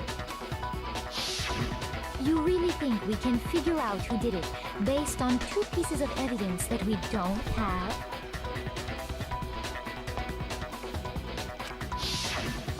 Actually, You want it's to track more... down some fingerprints or something? No, not fingerprints. I think more testimony stuff. Even if we had the equipment for that, we wouldn't know how to use it. As was noted, the evidence is already gone. There's nothing to get fingerprints from. Maybe, but we can make certain inferences if we just take the time to talk it out. Easy for Yeah. you to say. But fine. Celeste, did Did you notice anything special about the bag or jacket? The bag was just a normal duffel bag from the warehouse. Okay. All the bags in there are the same, so I can't imagine what would make that one special. Well, if I remember right, there was a decent variety of tracksuits to choose from. Okay. Do you think there might be some connection between the culprit and Chihiro's jacket? Perhaps. Let's explore Wait. that and talk a bit more about the jacket he took. What, the jacket? Does Chihiro's track jacket really hold some clue about the killer? Somehow, it's really hard to believe.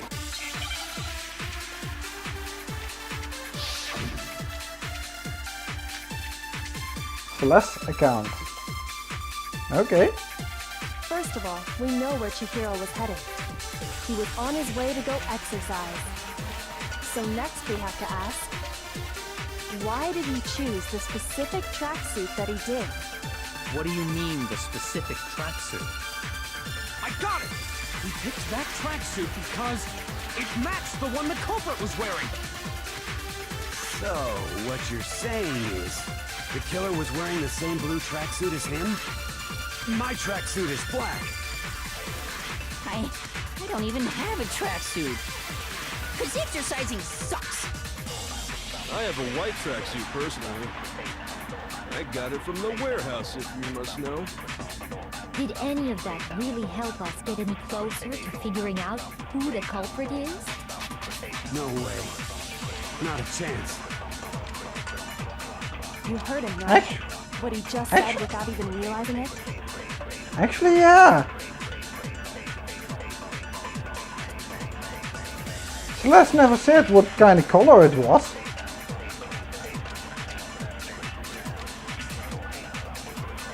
So, but then again, it's a pretty big assumption to make it say that they would wear the same color. But how did Mondo know about the color? How do you know something like that? First of all, we know where Chihiro was headed. He was on his way to go exercise. So next There wasn't a we night have to ask, white noise, so why did he choose the specific tracksuit that he did? What do you mean, the specific tracksuit? I got it! He picked that tracksuit because it matched the one the culprit was wearing. So, what you're saying is, the killer was wearing the same blue tracksuit as him? No, that's wrong.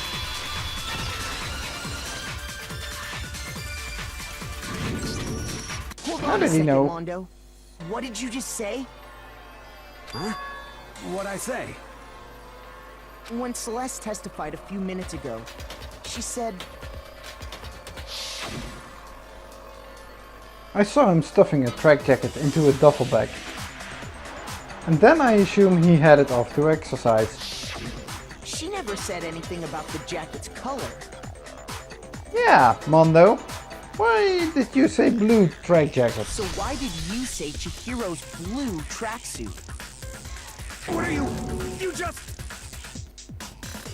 Yeah, dude, why? Hey, Celeste. What color was Chihiro's tracksuit? As a matter of fact, it was blue. Damn, she has such a beautiful voice. Really? Such a beautiful voice. And before we began the trial, did you tell anyone that? The only one I told about any of this was you. Then, Mondo, how did you know what color Chihiro's tracksuit was? Yeah, Mondo. How did you know? Because I just... I'm sure he saw the clothes at some point in the investigation. Taka! How did he see the clothes at some point during the investigation? That would mean he had found some evidence. And that would mean he disposed of evidence, making him even look more guilty. How? Is that any logic that would clear him? The bag and clothes were surely disposed of by the time we began our investigation. Then the only reason he could have known what color the tracksuit was is if he saw Cherry with it before he died. That's the only possibility. Why are you calling her Cherry now? Her name is Chihiro, okay? Or his name is Chihiro. I need to get used to that. Really, the name calling? Cherry? Are you talking about Chihiro? So, how about it? Did you see the tracksuit or didn't you? Just by chance. I just happened to see it last night. Really? Why didn't you tell us that you saw him? He walked past me, and he was carrying the tracksuit in his hands. But he just put it in a duffel bag. He even put it in a little bit extra when Celeste pointed it out at him. No, that can't be it either. According to Celeste's testimony, she stuffed the jacket into her bag in a hurry. It was almost like she was trying to hide it. And just like that, she was gone. when Celeste noticed it, Chihiro made a point of making sure the jacket was completely in the bag. If you just ran into him briefly, you couldn't possibly have seen what color the tracksuit was.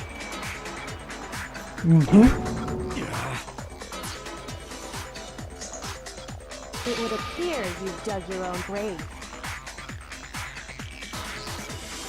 Yeah, so man up now, shall we? Perhaps. But you handed him the shovel, didn't you? That's why you said what you did. Yeah, seriously. Focus on the tracksuit and it'll be obvious who he met with? What a bunch of nonsense. Really? Ah, now I understand. It was all one big bluff, wasn't it? Was it? Your true intention was to draw a slip of the tongue from the culprit. That's why you said you knew who did it, to put them on edge. That's right. However, Mondo was my target all along. I had my suspicions about him from the very beginning. Oh yeah, he was calling her a dude, wasn't he? But why? What made you so suspicious? That's a good question. The way he talked, the way he was acting. Because I hate him. Yeah, because I hate him. No, the way he talked. There was a certain turning point that tipped me off. Maybe you didn't notice it, Mondo, but you tend to refer to men and women differently. You only call guys dude. For girls, it's chick. And after he was killed, you happened to refer to him as dude. Once I picked up on that, it occurred to me that Mondo knew something we didn't. Did you notice such a tiny detail? Yeah, that's pretty much what investigators do. Ifumi, that's what investigators do. Are you a witch? She's a witch! You're positively frightful! No, I'm not the frightful one. Not nearly as frightful as someone capable of murdering a friend. Was it murder or crime of passion? Or just accidental? We still haven't decided on that. We still don't know the motive for it.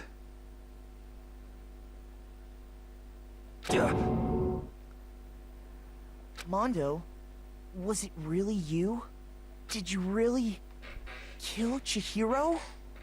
I didn't kill anyone! Really? You've been all over me, judging everything I say, putting words in my mouth. What gives you the right to treat me like a goddamn criminal? Yeah! He would never do something like that! This is a false accusation! Taka, did the sauna really mess up your head? It's true. My reasoning on that is pretty shaky. That was fast. Okay. Well, this does present us with a problem. It seems we are all out of leads. Are we? Hifumi did say he found something, didn't he? My time has nearly come. That's what my little ghost friend is telling me. Oh yeah, that reminds me. Hifumi, weren't you telling me you found some evidence? Really? What kind of evidence? I would like to know that as well. Actually, you know, now that I'm thinking about it here calmly, it might not be all that relevant. Really?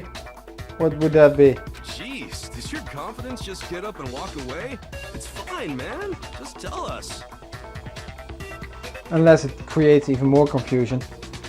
If you really insist, then... here it is. What do you have there? It happens to be an e-handbook. I found it laying on the ground, so I scooped it up. Okay.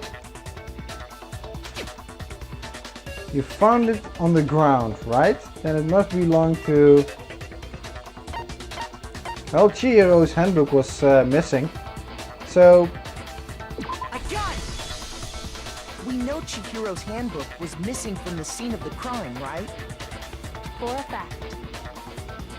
For a fact indeed. And you still don't register what it means, does it? I was totally sure I'd found it. Then it must hold some clue about the culprit, right? Well, that's what I was hoping. But it's busted. It won't even turn on. I imagine the culprit broke it to get rid of any evidence after the murder. I think he That's did. odd. I didn't think the handbooks were quite so fragile. Oh, someone is going to be pissed.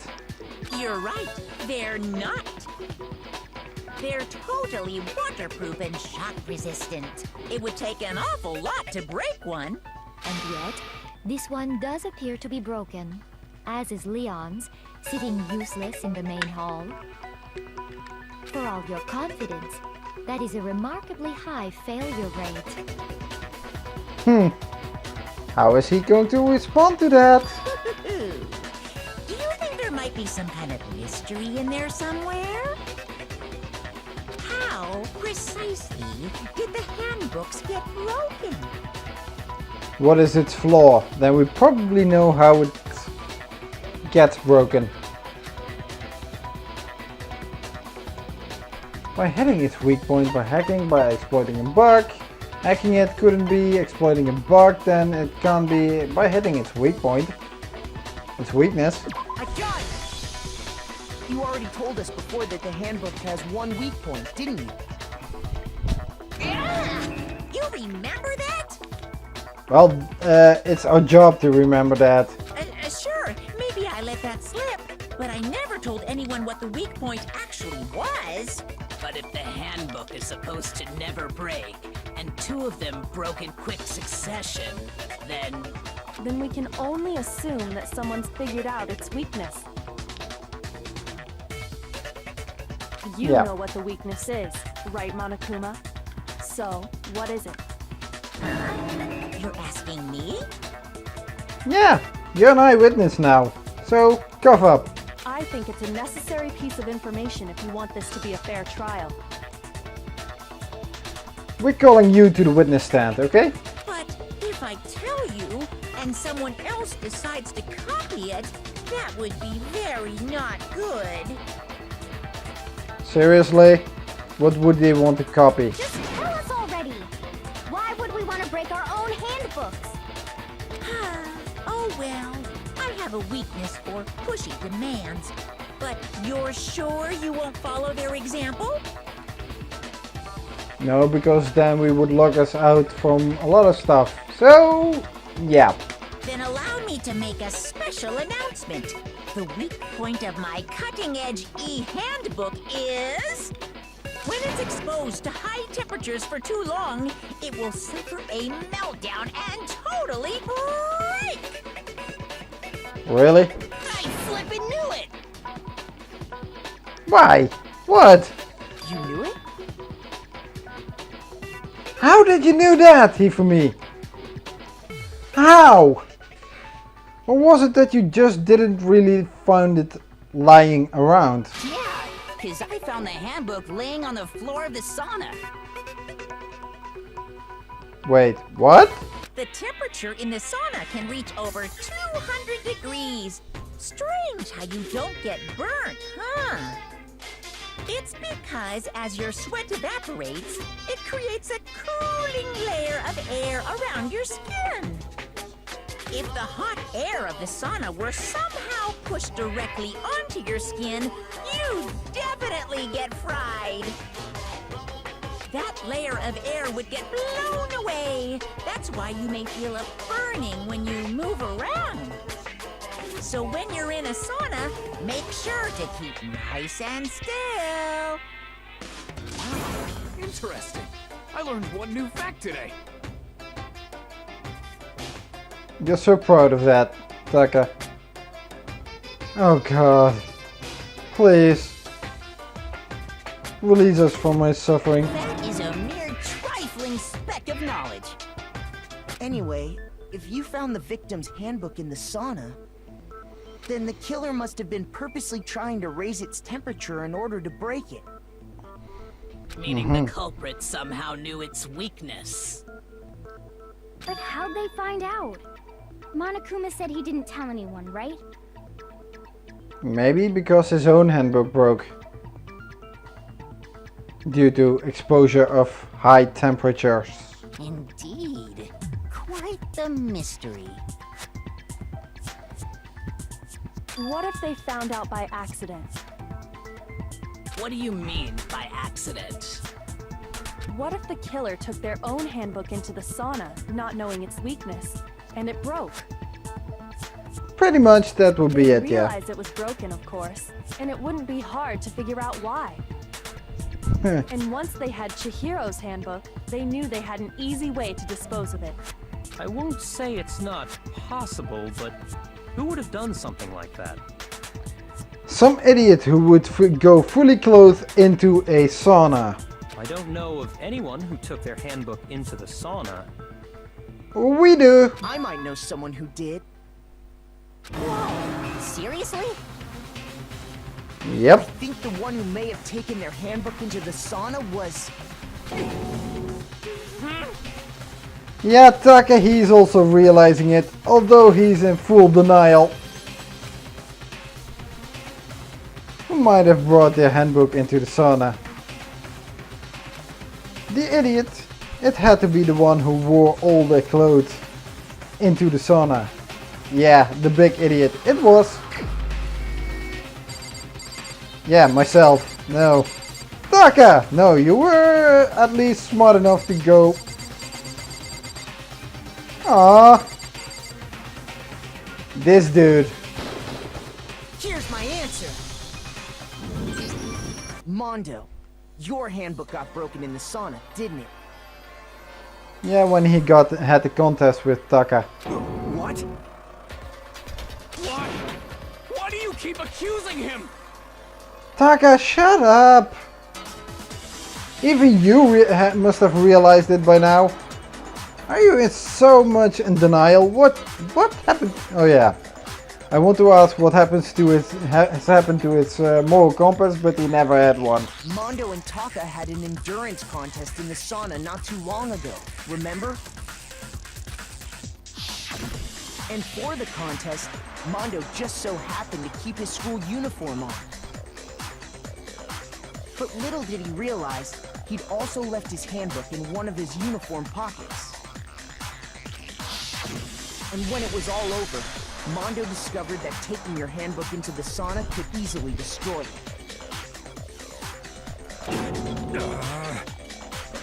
No, wait, hold on. You've got it all wrong. He would never kill. Taka, please. I don't accept this. Show me the proof. The actual solid proof. How about his own handbook and the broken handbook have been switched? I mean, I don't want to believe it either, but I find something that proves it beyond a shadow of a doubt.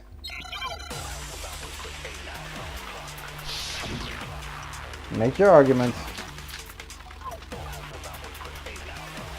Broken e-handbooks, Chihiro's card reader. Let's test Makoto's assertion. If what he says is correct, then Mondo, you broke your own handbook. In other words, if Mondo's handbook is actually broken, then that proves that what Makoto said is right. Well, my goddamn handbook works just fine! See? Look! Makoto was wrong after all! Mondo wouldn't hurt a fly!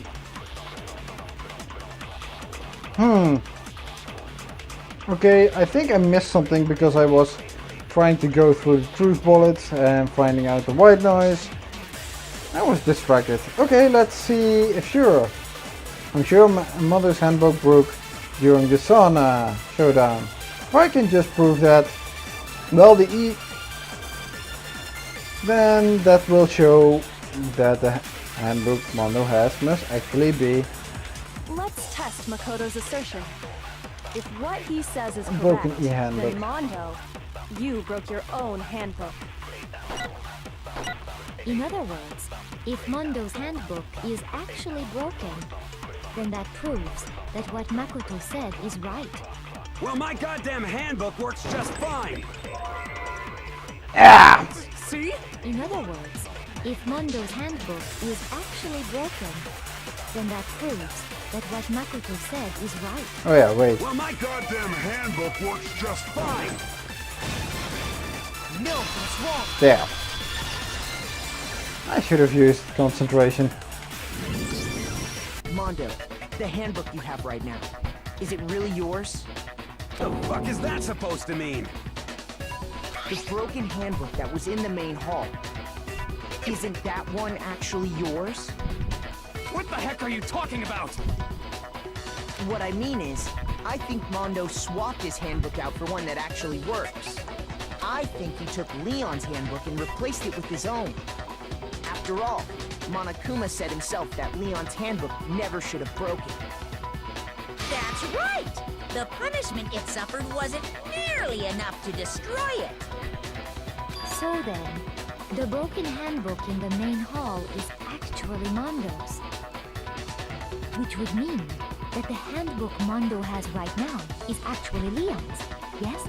But doesn't that violate the school regulation that says loaning out your handbook is prohibited? Loaning, yeah, but borrowing, no. Here's how I look at it. There is a rule about loaning your handbook to another student, but if they're dead, they're not a student. It's kind of a gray area, I admit, but no worries. If anything, it just makes things more interesting. As such, I decree that exchanging handbooks with a corpse is not a violation of the rules. Well, Mondo, if I'm wrong about this, you're welcome to say so. I'm happy to admit I made a mistake, but... Son of a bitch! What's wrong, bro? Come on! Tell him he's wrong! You are wrong! You have to be wrong! Really? Taka? Are you so much in denial? You just said is wrong! You made it all up! Did we? Then why don't we look back on this case one more time, from the beginning? Ooh, interesting That part. way, everything will become clear, and we'll all see if I was right or wrong.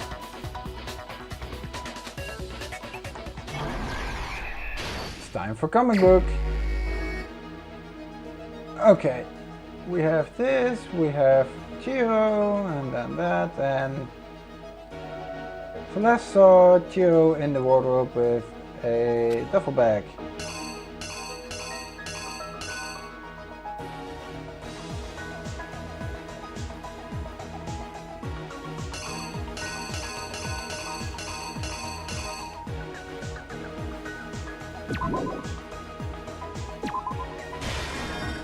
That one goes over there, and then Chihiro steps in, goes away, and something everyone has that you need to get into the locker room. That would be this thing.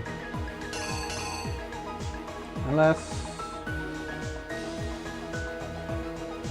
And which locker room did Chihiro go into? That was the boys one.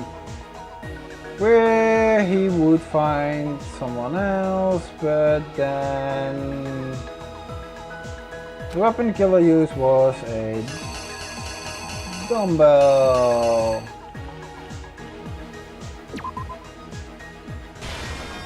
I think that because it wasn't bloody at that time, so that's why. Okay, did boom. Then he hit her. Murder took place, some blood spattered onto something, didn't it? Yeah, the floor. And a poster.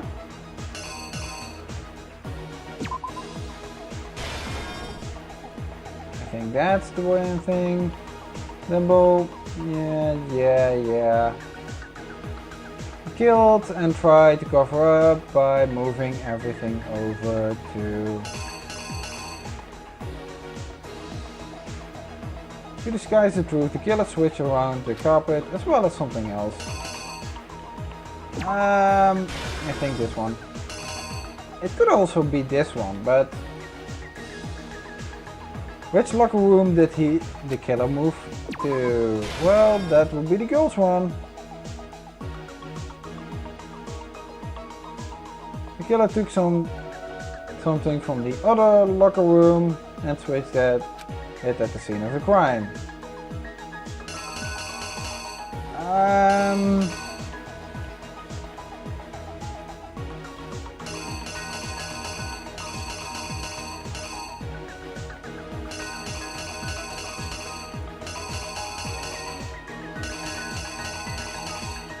Huh?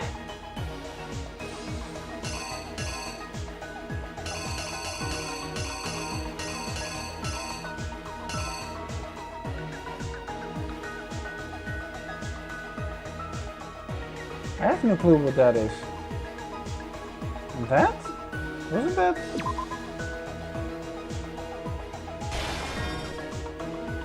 Poster. And that is swapped. And then we have Byakuya coming in and...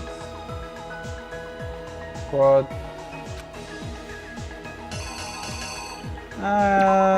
That must be this one. And okay, he was a beast, strunging her up, even using her own blood to write a bloody message. What about it's the bloody message?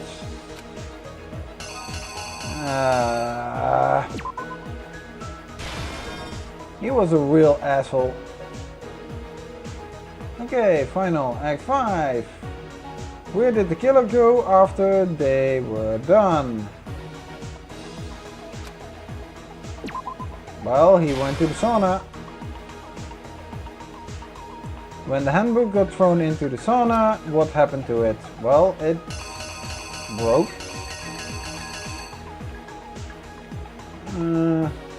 Is it this? I hope so. The killer is you! First, let's take a look back to before the incident. Last night, Celeste saw Chihiro in the warehouse, correct? At the time, she was apparently stuffing something into a duffel bag. That something was a blue tracksuit. You can confirm this, right, Celeste?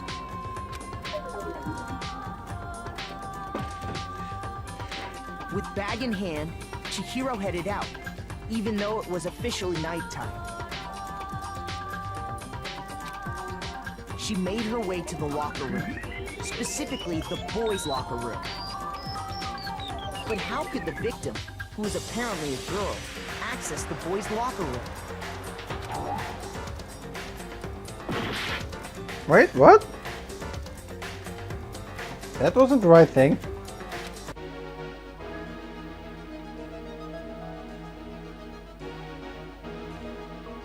It's something everyone has that you need to get into the locker room. That was the card reader, wasn't it? Oh, of course! She had to swipe it in front of the card reader. Exactly what happened. With bag in hand, Chihiro headed out, even though it was officially nighttime. She made her way to the locker room, specifically the boys' locker room. But how could the victim, who was apparently a girl, access the boys' locker room? Simple, because she was really a he, which is why he was able to use his own e-handbook to gain entrance to the boys' locker room. Once inside, he met with someone there, and the person he met was the one who killed him.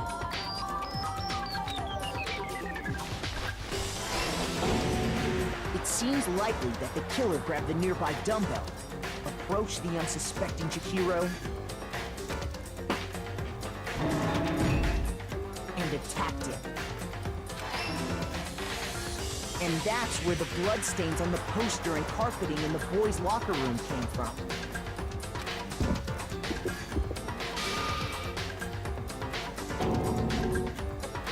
It was likely in the heat of the moment. The body was arranged, but the murder itself felt unplanned. Which is why the killer hurried to try and hide the act. First, pulling up the bloodstained carpet. Then, removing the bloody poster. And finally carrying the corpse into the girls' locker room. A girl's handbook was necessary to get into the locker room, of course. But this alone doesn't prove that the killer was necessarily a girl. After all, Sayaka and Junko's handbooks had been placed in the main hall. Using one of those, a boy could get into the girls' locker room without much problem. And that's exactly how the killer did it. With the carpet and the poster they brought with them, they got to work. They changed the layout of the boys' and girls' locker room in what you might call a crime scene switch. That could have been the end of things, but no. Byakuya discovered the body and decided to intervene in the situation, making things even more complicated.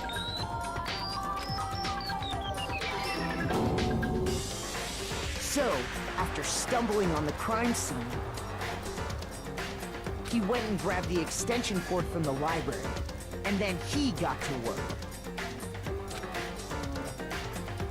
He used the cord to string up Chihiro's lifeless body.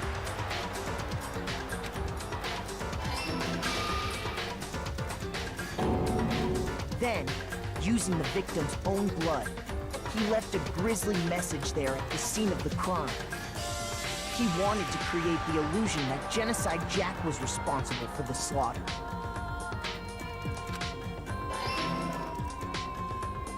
And around the same time that Byakuya was putting together this facade, the killer, having already disposed of Chihiro's bag and other belongings, arrived at the sauna. There, they planned to destroy the last piece of evidence, Chihiro's handbook.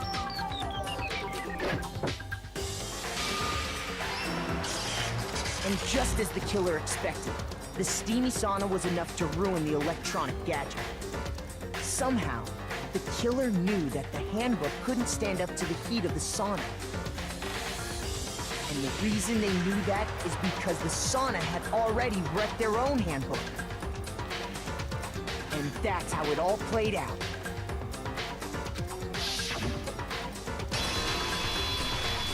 Isn't that right, Mondo Arata?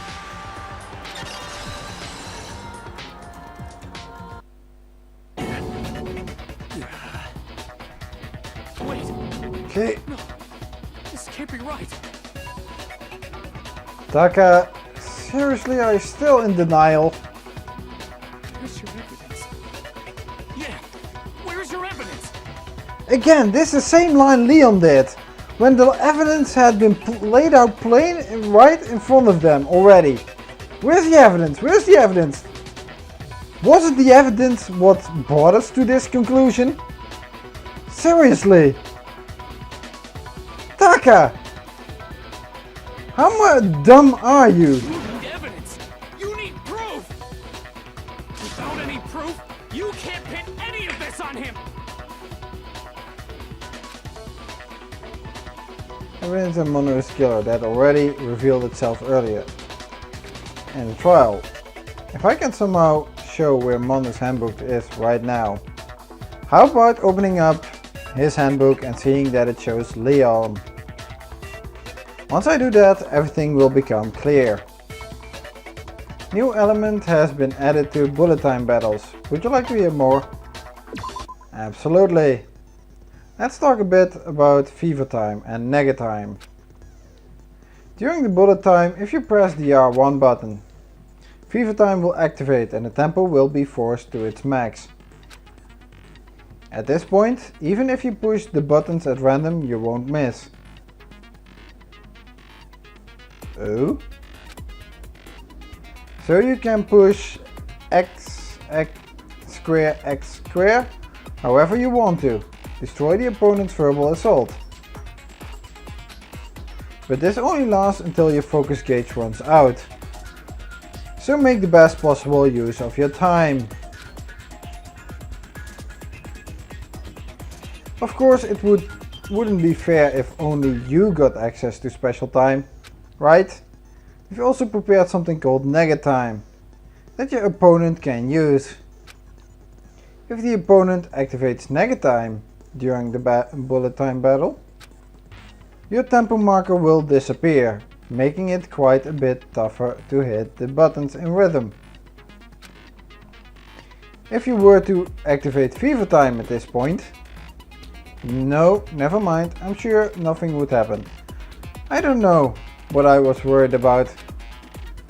And surprisingly, if your action difficulty is set to gentle, the opponent won't use nega time.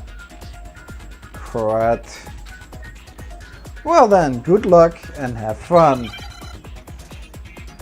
Crud. I haven't set it to gentle. Show me some evidence. You're wrong. I won't listen. I refute you.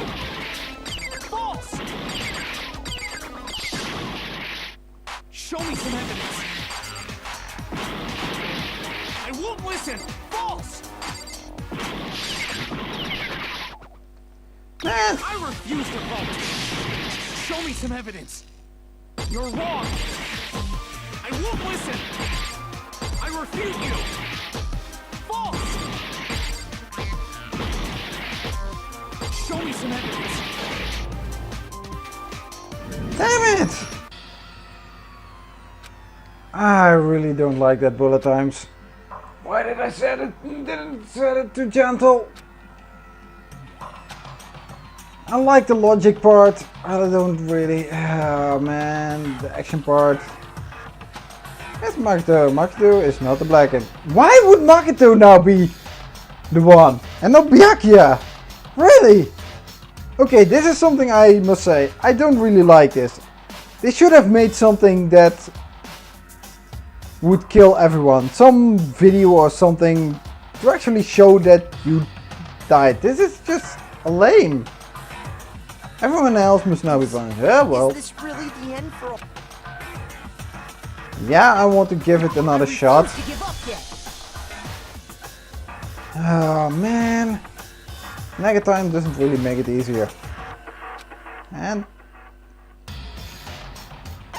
not at all.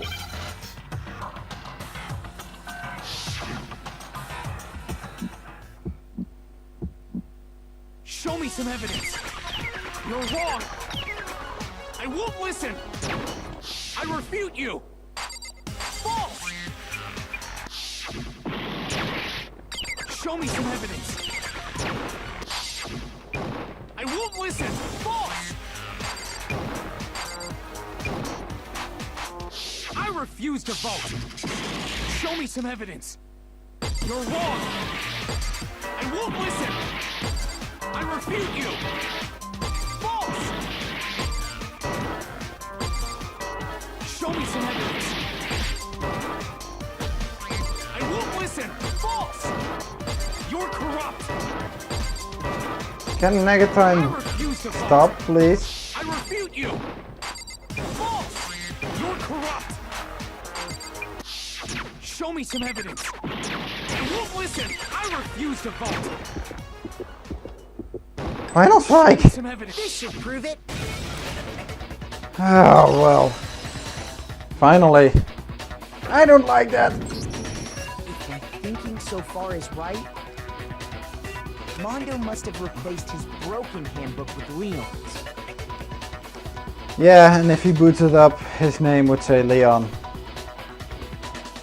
In all honesty, the bullet time is the one that's really the only part I really don't like. The white noise is also something that can make it difficult, but you're not dependent on tempo, on rhythm, and I seriously lack rhythm. Oh man. In which case, we can just check each of our handbooks right now. Once we do that, we'll... You don't gotta do that. Huh? Yeah. I did it. I killed him. Why?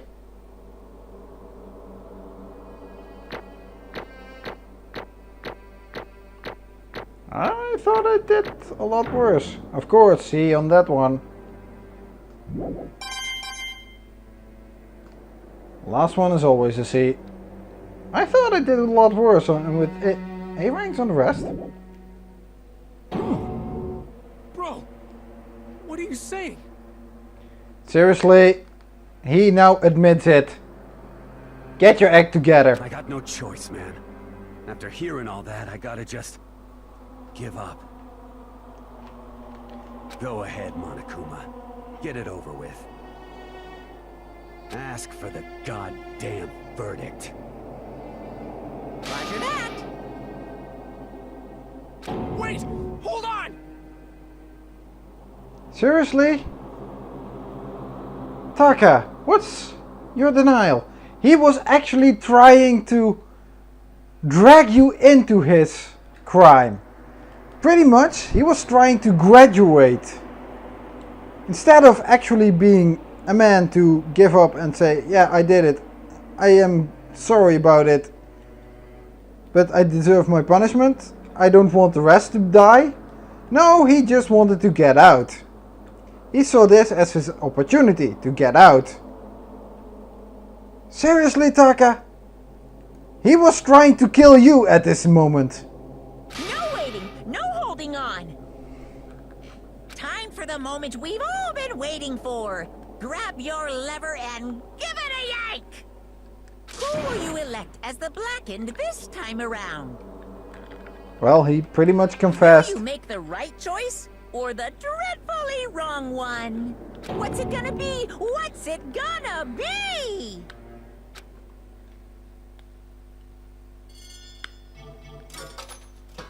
That's not difficult.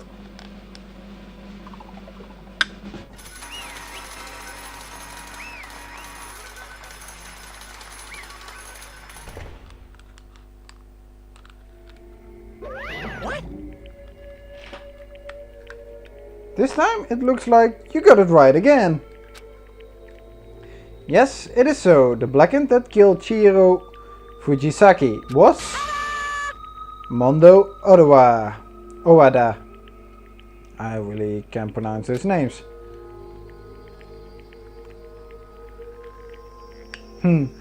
Actually, this kind of looks at me now. In the middle part of those decorations on those columns, it kind of looks like some bear face, doesn't it? Just noticing it now. Unbelievable. In case you're wondering, the vote was not unanimous. Kiyotaka chose the wrong answer. Of course he did. You're treading very close to the danger zone, Mr. Ishimaru. You need to be more careful. Of course he did. He doesn't have a working moral compass. Okay? I refuse to believe it. There's no way he would kill someone. He confessed to it, dude. Sorry. Sorry. What is this? Why are you apologizing? Why? Actually, the why I want to know as well, but why are you still denying after he confesses? Why did you do it? Now then. Well, it looks like Manu's taken a vow of silence, so allow me to explain on his behalf. Actually, the story of the murder this time is the sad story of two men. Oh, but for anyone who doesn't really want to hear it, you can hit the circle button to fast forward the text. Actually, I do want to hear it. Anyway, there was once a young boy. His name is Chihiro Fujisaki. He had an extreme inferiority complex regarding his own lack of strength. Something that Toku also has. Man, two of those people who have an inferiority complex. You're so weak, even though you're a boy. He heard things like that, as long as he could remember, and he couldn't overcome his weakness. On the contrary, he tried to hide and bury himself further and further into that weakness, to take the fragile form of a petite young girl. He had chosen that as his way out. Now nobody will be able to say anything about even though you're a boy. But no matter how tightly he wrapped himself up in that shell, the inferiority complex had already taken root deep inside of him, and was not so easily weeded out. As it turned out, the shell was completely empty. The complex didn't disappear, instead it only grew stronger and stronger. I'm weak. Weak.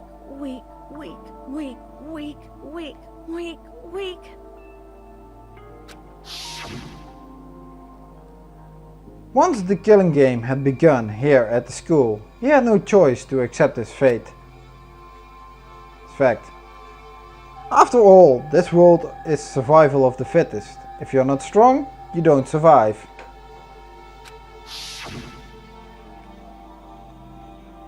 And then the lovely and hateful Monokuma announced the revealing of the embarrassing secrets. Which of course included Chihiro's embarrassing secret, which I was more than willing to divulge. Even though he dresses like a girl, Chihiro is actually a boy. Hey, And that it was something Chihiro couldn't let anyone find out, no matter the cost. If that was revealed, it would be the end. The hardened shell would crack, the armor would fall away.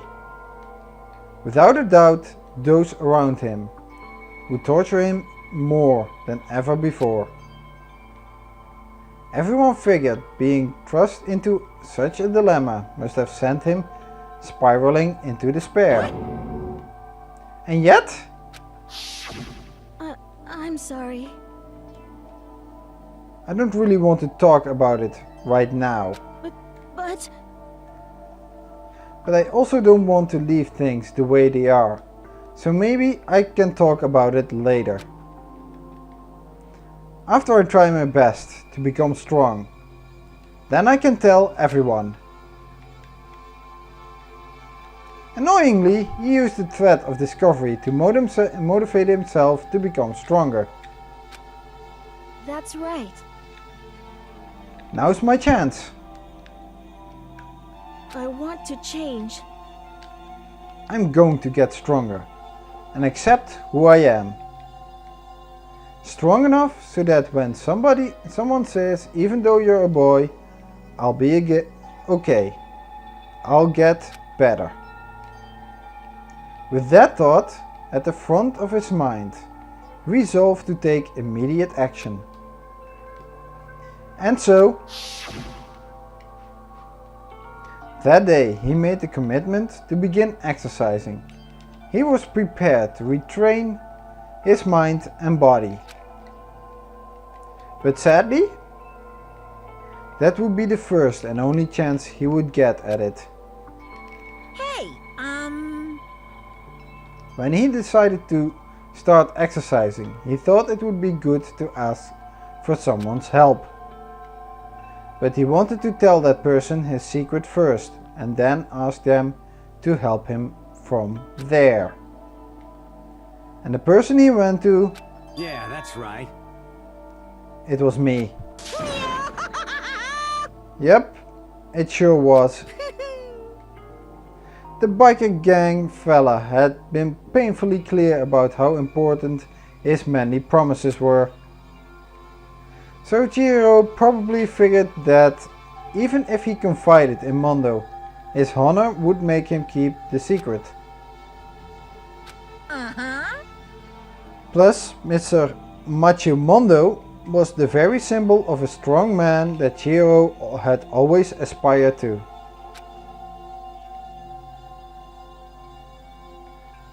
Maybe talking to Mondo about it. It will give me some courage. So he went and asked Mondo to help him become strong. That was his aspiration.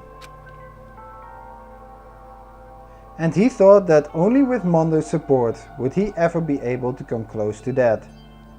Correct. So then, that must be why Mondo did what he did, to keep the promise he made to Chihiro. Huh? Did what he did? Well, move over the crime scene from the boys' locker room to the girls' locker room and destroy his e-handbook. You mean that's why Mondo carried Chihiro from the boys' locker room into the girls' locker room? Indeed. Yes, that's exactly what I mean. Wasn't that to cover up what he had done? Certainly. That could have been part of it, but I don't think it was the main reason. The real purpose was to keep the promise between men he made to Chihiro. But how does moving the body keep a secret? Because if everyone knew he'd been killed in the boys' locker room, then everyone would have been arguing about how she got into the boys' locker room, right? Once that started up, at least a few of us would have immediately begun to suspect his identity. So, he tried to protect Chihiro's secret by putting him in the girls' locker room and stealing his handbook. See? Then Mondo did all that to keep the promise he'd made to Chihiro, who he'd also killed. Then why did you kill her? Or kill him? Why would he do that? The more I hear you talk, the more I don't understand. I mean, you guys trusted each other, right? So why? Why did you do... Because no matter what, I didn't want anyone to know. I knew it. So that's what triggered it after all. The possibility of having your embarrassing memories and secrets exposed. What is this? That's impossible. Nothing could have been that bad. Something he didn't want anyone to know, even if it meant killing someone. You're wrong. It's impossible. Don't make me repeat myself. How many times must I repeat myself? You haven't actually said. To judge others by your own standard is the height of folly. Really? Even if you can't comprehend it, he obviously can. That's all there is to it. Well, while we're on the subject, why don't I tell you? That embarrassing memory, that secret he didn't want anyone to know. Seriously, you have to embarrass him right now. You have to do this right now. Couldn't you have done it when he was dead? Oh, brother. Hey, Or have to do it at all? You know what Mondo did? He killed his own brother. Actually, that's cruel, Monokuma. That's really cruel. You didn't need to do this. You could have just said, okay, let's get over it. It's judgment time, penalty time, execute him, and class trial is over. You didn't have to embarrass him. Or even put him on a spot like this. Jeez. He went to all the trouble to even keep his promise, to keep it the secret that Chihiro had, even though he didn't really account for how thorough the investigation we would do. Mondo, the ultimate biker gang leader, makes all the hoodlums and riffraff across the country tremble. But the only reason he had the chance to join a gang in the first place was because of a certain someone. Mondo's older brother's name was Daya Owada.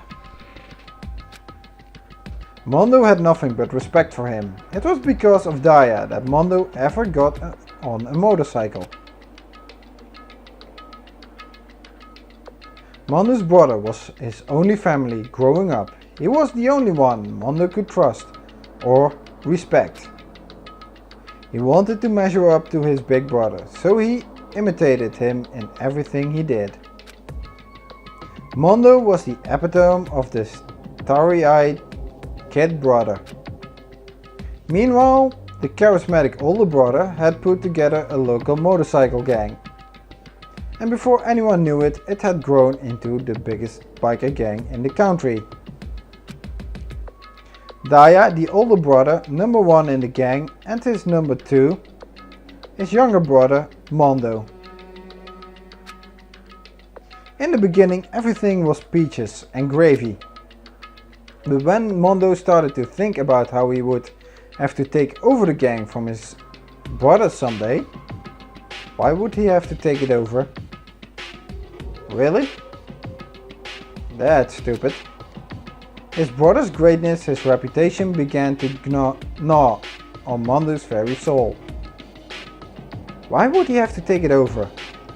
The kid's gonna take over for Daya, huh? Daya's created this gang with his bare hands. Mondo's just along for the ride. Can someone like that really be our leader? All that'll do is make the gang look bad. Almost every day, Mondo heard the gossip and whispers of the other members of the gang. Which is why I gotta get stronger than Daya. Once, just one time. No matter what, I gotta win. Fuck with me. I don't care what it takes, I gotta come out on top. And on the night of his amazing brother's retirement ceremony, Mondo challenged him to a street race. But during the race, tragedy struck. The kid brother pushed ahead with reckless abandon, eager for victory, and dashed into oncoming traffic. But suddenly,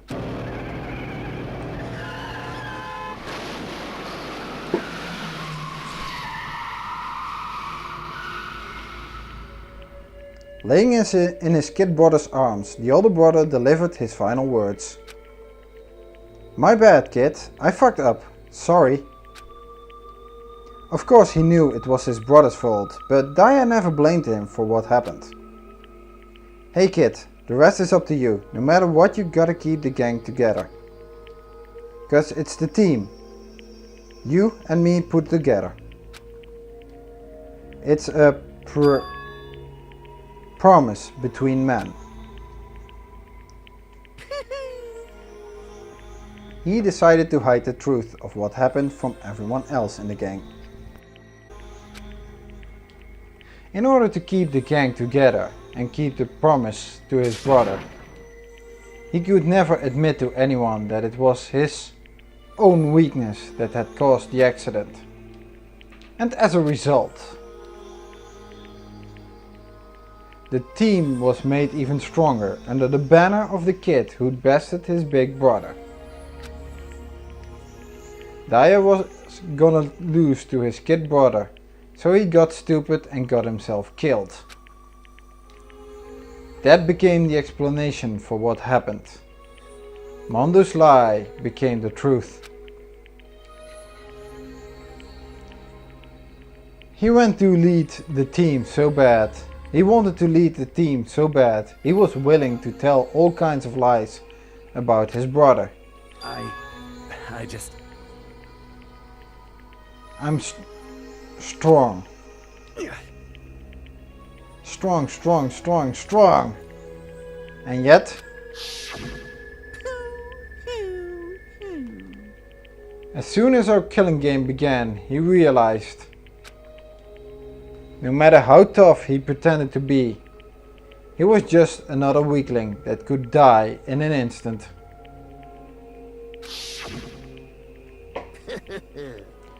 And then the lovely, the hateful Monokuma announced the revealing of the embarrassing secrets. At that point, it was clear I would have no problem shedding light on his secret. Mondo killed his own older brother. No matter what, I couldn't let the other gang members find out. If that happened, everything would have been ruined. Everything me and my brother had worked to create would have been destroyed. His death, all the guilt I'd been carrying around, it all would have been for nothing. So that's why. That's why Mondo. After I saw what Monokuma had on me, my head filled up with a kind of fuzzy uneasiness and just started swirling around. I never felt anything like it before. I didn't know what to do about it. I wasn't sure what to think or say, but after a while that fuzzy uneasiness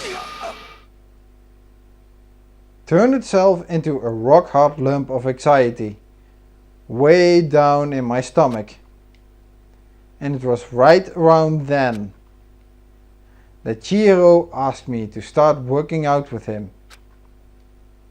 And right there, he told me a secret. Seriously? Jesus! I'm sorry. Yeah, I'm sorry I lied to you. But why? Why now? Why are you telling me this all of a sudden? Huh? Because I mean, you've kept that secret all this time, right? If anyone found out, you would... But... You're right, but... I want to change. I want to change. I wrap myself in lies. I'm weak. I want to destroy that version of me forever. His words were like a knife in my gut. I felt like he was exposing the lie I'd been living myself. I have to change. I don't want to be weak anymore. You're so strong. It can't hurt you, right?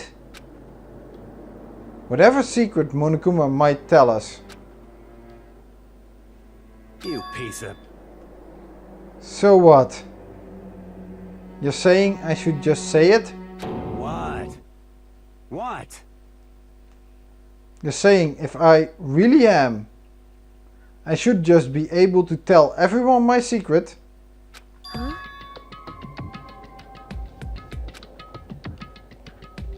I was jealous.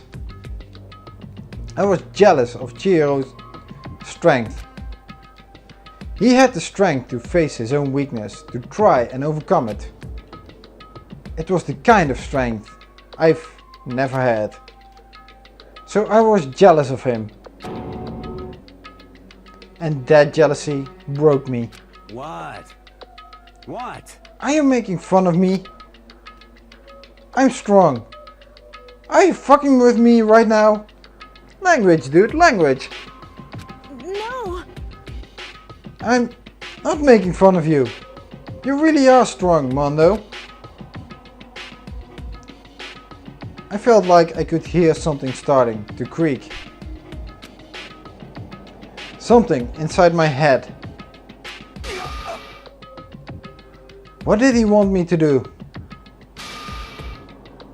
What was I supposed to do? Was I supposed to just sit back, let my secret get revealed, and ruin everything? What's wrong? What's wrong? Damn you! Why did you have to tell me all that? Are you trying to rub my failure in my face? I just wanted to... No, I just really admire you. I admire your strength. Yeah, that's right. That's right, I am strong. Strong. I'm strong. Strong, strong, strong, strong, strong. Stronger than you. You son of a bitch! And stronger than Daya.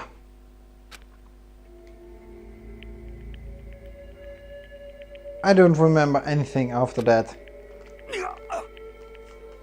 When I woke up again, he was lying at my feet, covered in blood. I had the dumbbell in my hand, and I was just staring at him, down on the ground. Hey! I killed him. I killed him. I killed Chihiro. Even after all this time, I'm still just as weak as I've always been. And thanks to that, I did something I can never take back. Mondo. He was normally so aggressive, so angry. He hid that weak side away from everyone. That was his secret. A weakness like that lived in a heart like his, and it turned him cold-blooded. God damn it.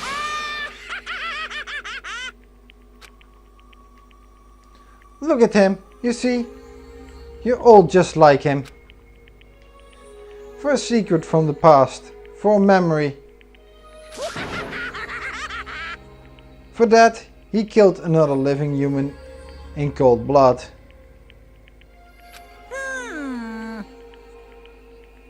He couldn't cut free of his regrets from the outside world.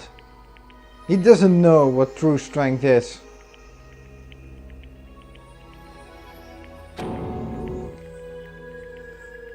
Do you see hope anywhere in there? Because I'm sure I don't.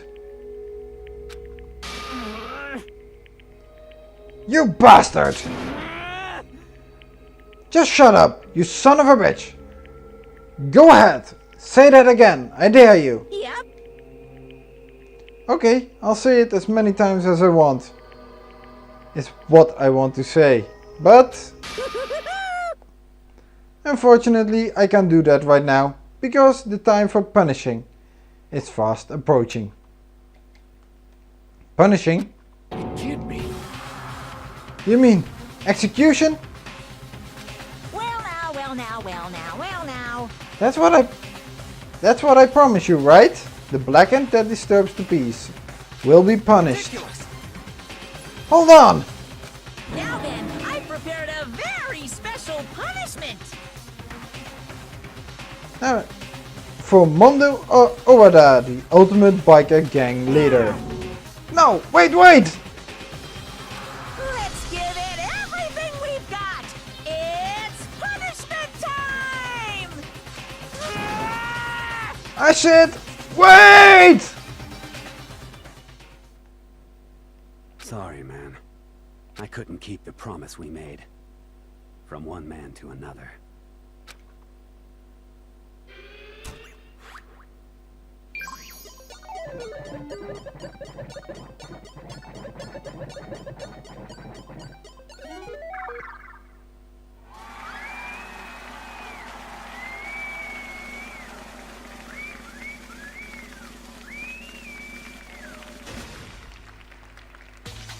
What the heck is that?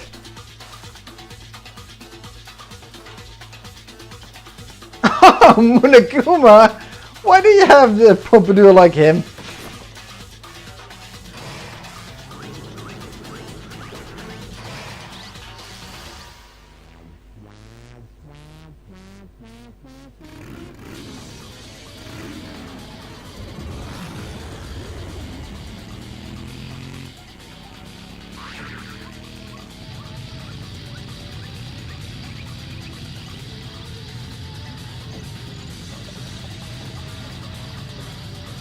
What the heck?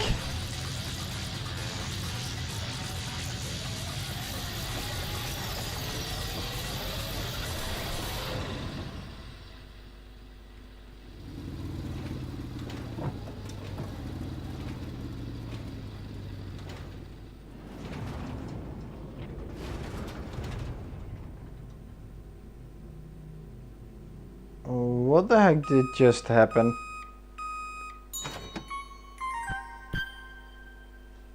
Mondo butter?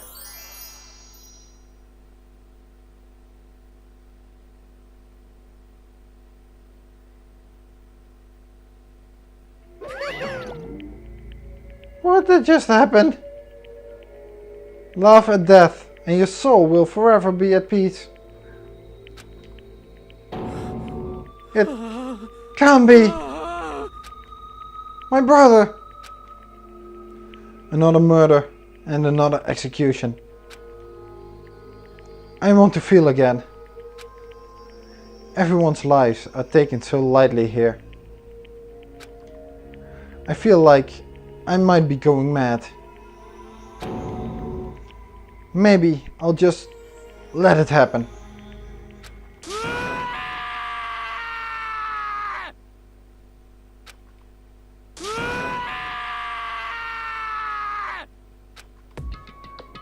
As Taka's sad screams invaded our skulls, we were each forced to realize once again. But he, of course, he had to. What a disappointment. This is the end of the game. Byakuya. What is this? You're completely insane. You know that? A game? One of our friends is dead. Do you realize that? Naturally. Of course I do. Because this game is life or death. Hey. I don't have anything to say to you. I don't have a response except that. However, I just don't understand why. Why did you go out of your way to disguise Mondo's crime? What? Why? Isn't it obvious? Because it made things more interesting. His voice was calm, emotionless, like the voice of death. It chilled me to the bone. Last night, when the murder took place, I was in the library as usual. honestly. So he ignored the 9-time rule too? That rule never mattered to me. I don't recall agreeing to it. There is nothing to be done. Well, I don't particularly care. Please continue. The night grew late and I decided to return to my room. Which is when I stumbled upon him. I spotted Mondo coming out of the girls' locker room. After he'd gone, I looked inside and saw the corpse. You mean you actually witnessed the murder? He was such a fool. He didn't have the slightest idea that I'd seen him. Well... So you're saying you knew who the culprit was from the very beginning? That's right. Indeed, if that had been the end of it, how boring would that have been? I mean, what a waste of time. To have the answer revealed right at the beginning. Which is why I decided to lend a little helping hand. I thought it would liven things up. You did all that to liven things up? Liven things up? I see. So, after hearing about Genocide Jack from Toko, you decided to use that to create the fake murder scene. But... Damn man, if I hadn't figured out who'd really done it, you would have been dead too. Right?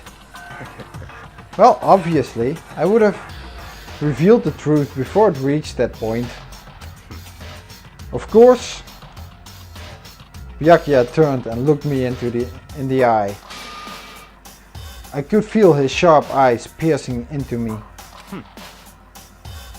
Thanks to a certain remarkable someone, it never did. And I was able to perform an interesting experiment. Interesting. Once I do decide to become blackened, I now know who I'll have to watch out for. Correct. So, that was your reason. Are you satisfied? Indeed. Yes, we're done listening to your story. Moving on. Hey. There's something I'd like to ask Monokuma. What's this? Oh, I'm up next. You like to perform these elaborate executions each time, correct? My question is why? Do you like them? But you know, this punishment, this despair, it's not just for you. All this punishment, all this despair is my gift to mankind itself. What? You're over-exaggerating. I am not over-exaggerating. These punishments are meant to transform all hope to despair. Damn. What do you mean? Mean? Mean? Mean? What the heck? Mean? Good grief, I don't understand why you have to pick apart every little stupid thing. Whatever, it doesn't matter. In the end, I'm going to stand alone as the victor. And then everything will be revealed to me. Ooh, how exciting! Ah, the noble son of a noble family. Truly, you understand me. I think this is the start of a terrifying friendship. That's enough. Shut up! I would never stoop to the level of a childish criminal like you. Let me just say this. After I have achieved complete victory, you're up next. I'm going to find you and kill you. Understand? Something I can agree with, Byakuya. In the name of my family. For which victory is a foregone conclusion. That's a load of bull, you know that? You're getting all riled up! Oh, so cool. It's like you're the main character of a video game or something. No trash mob for you. I swear, whatever it takes, I will kill you. Ooh, temper. Sounds like someone needs a nap.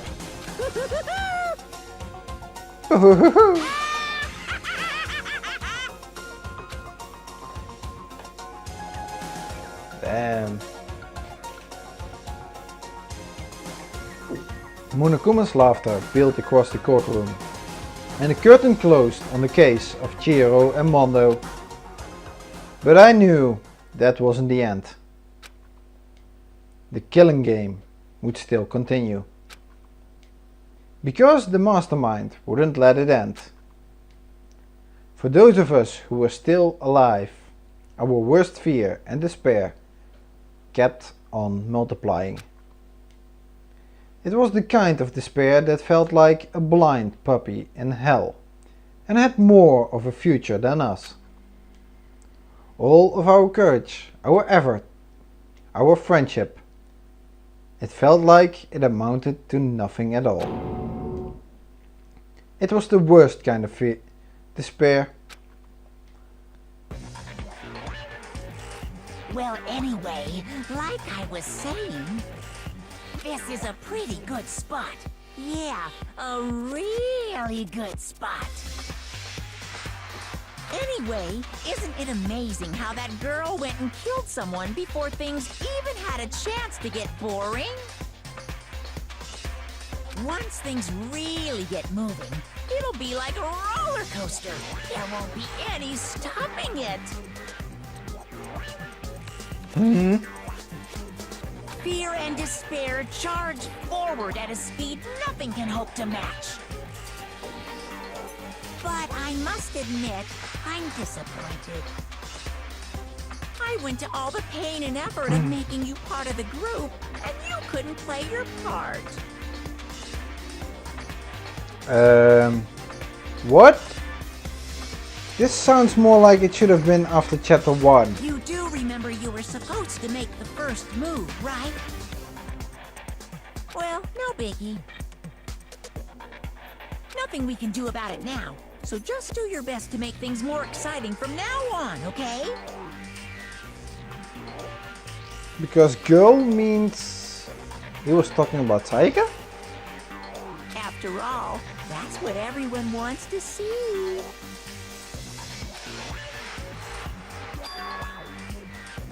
There's one thing I'd like to ask you. As long as you don't want to know my measurements, fire away. Seriously, why would we want to know your measurements? You're a stuffed teddy bear. Who is it?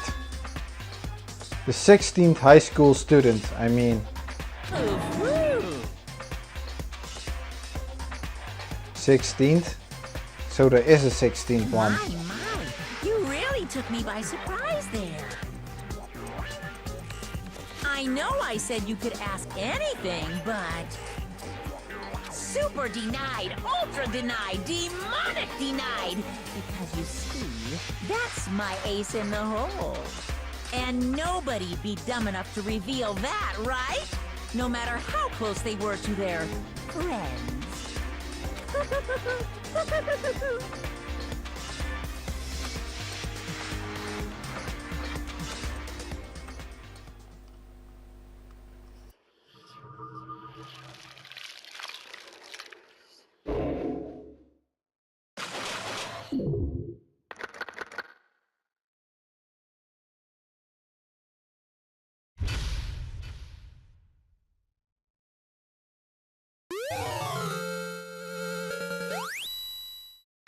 Danganronpa.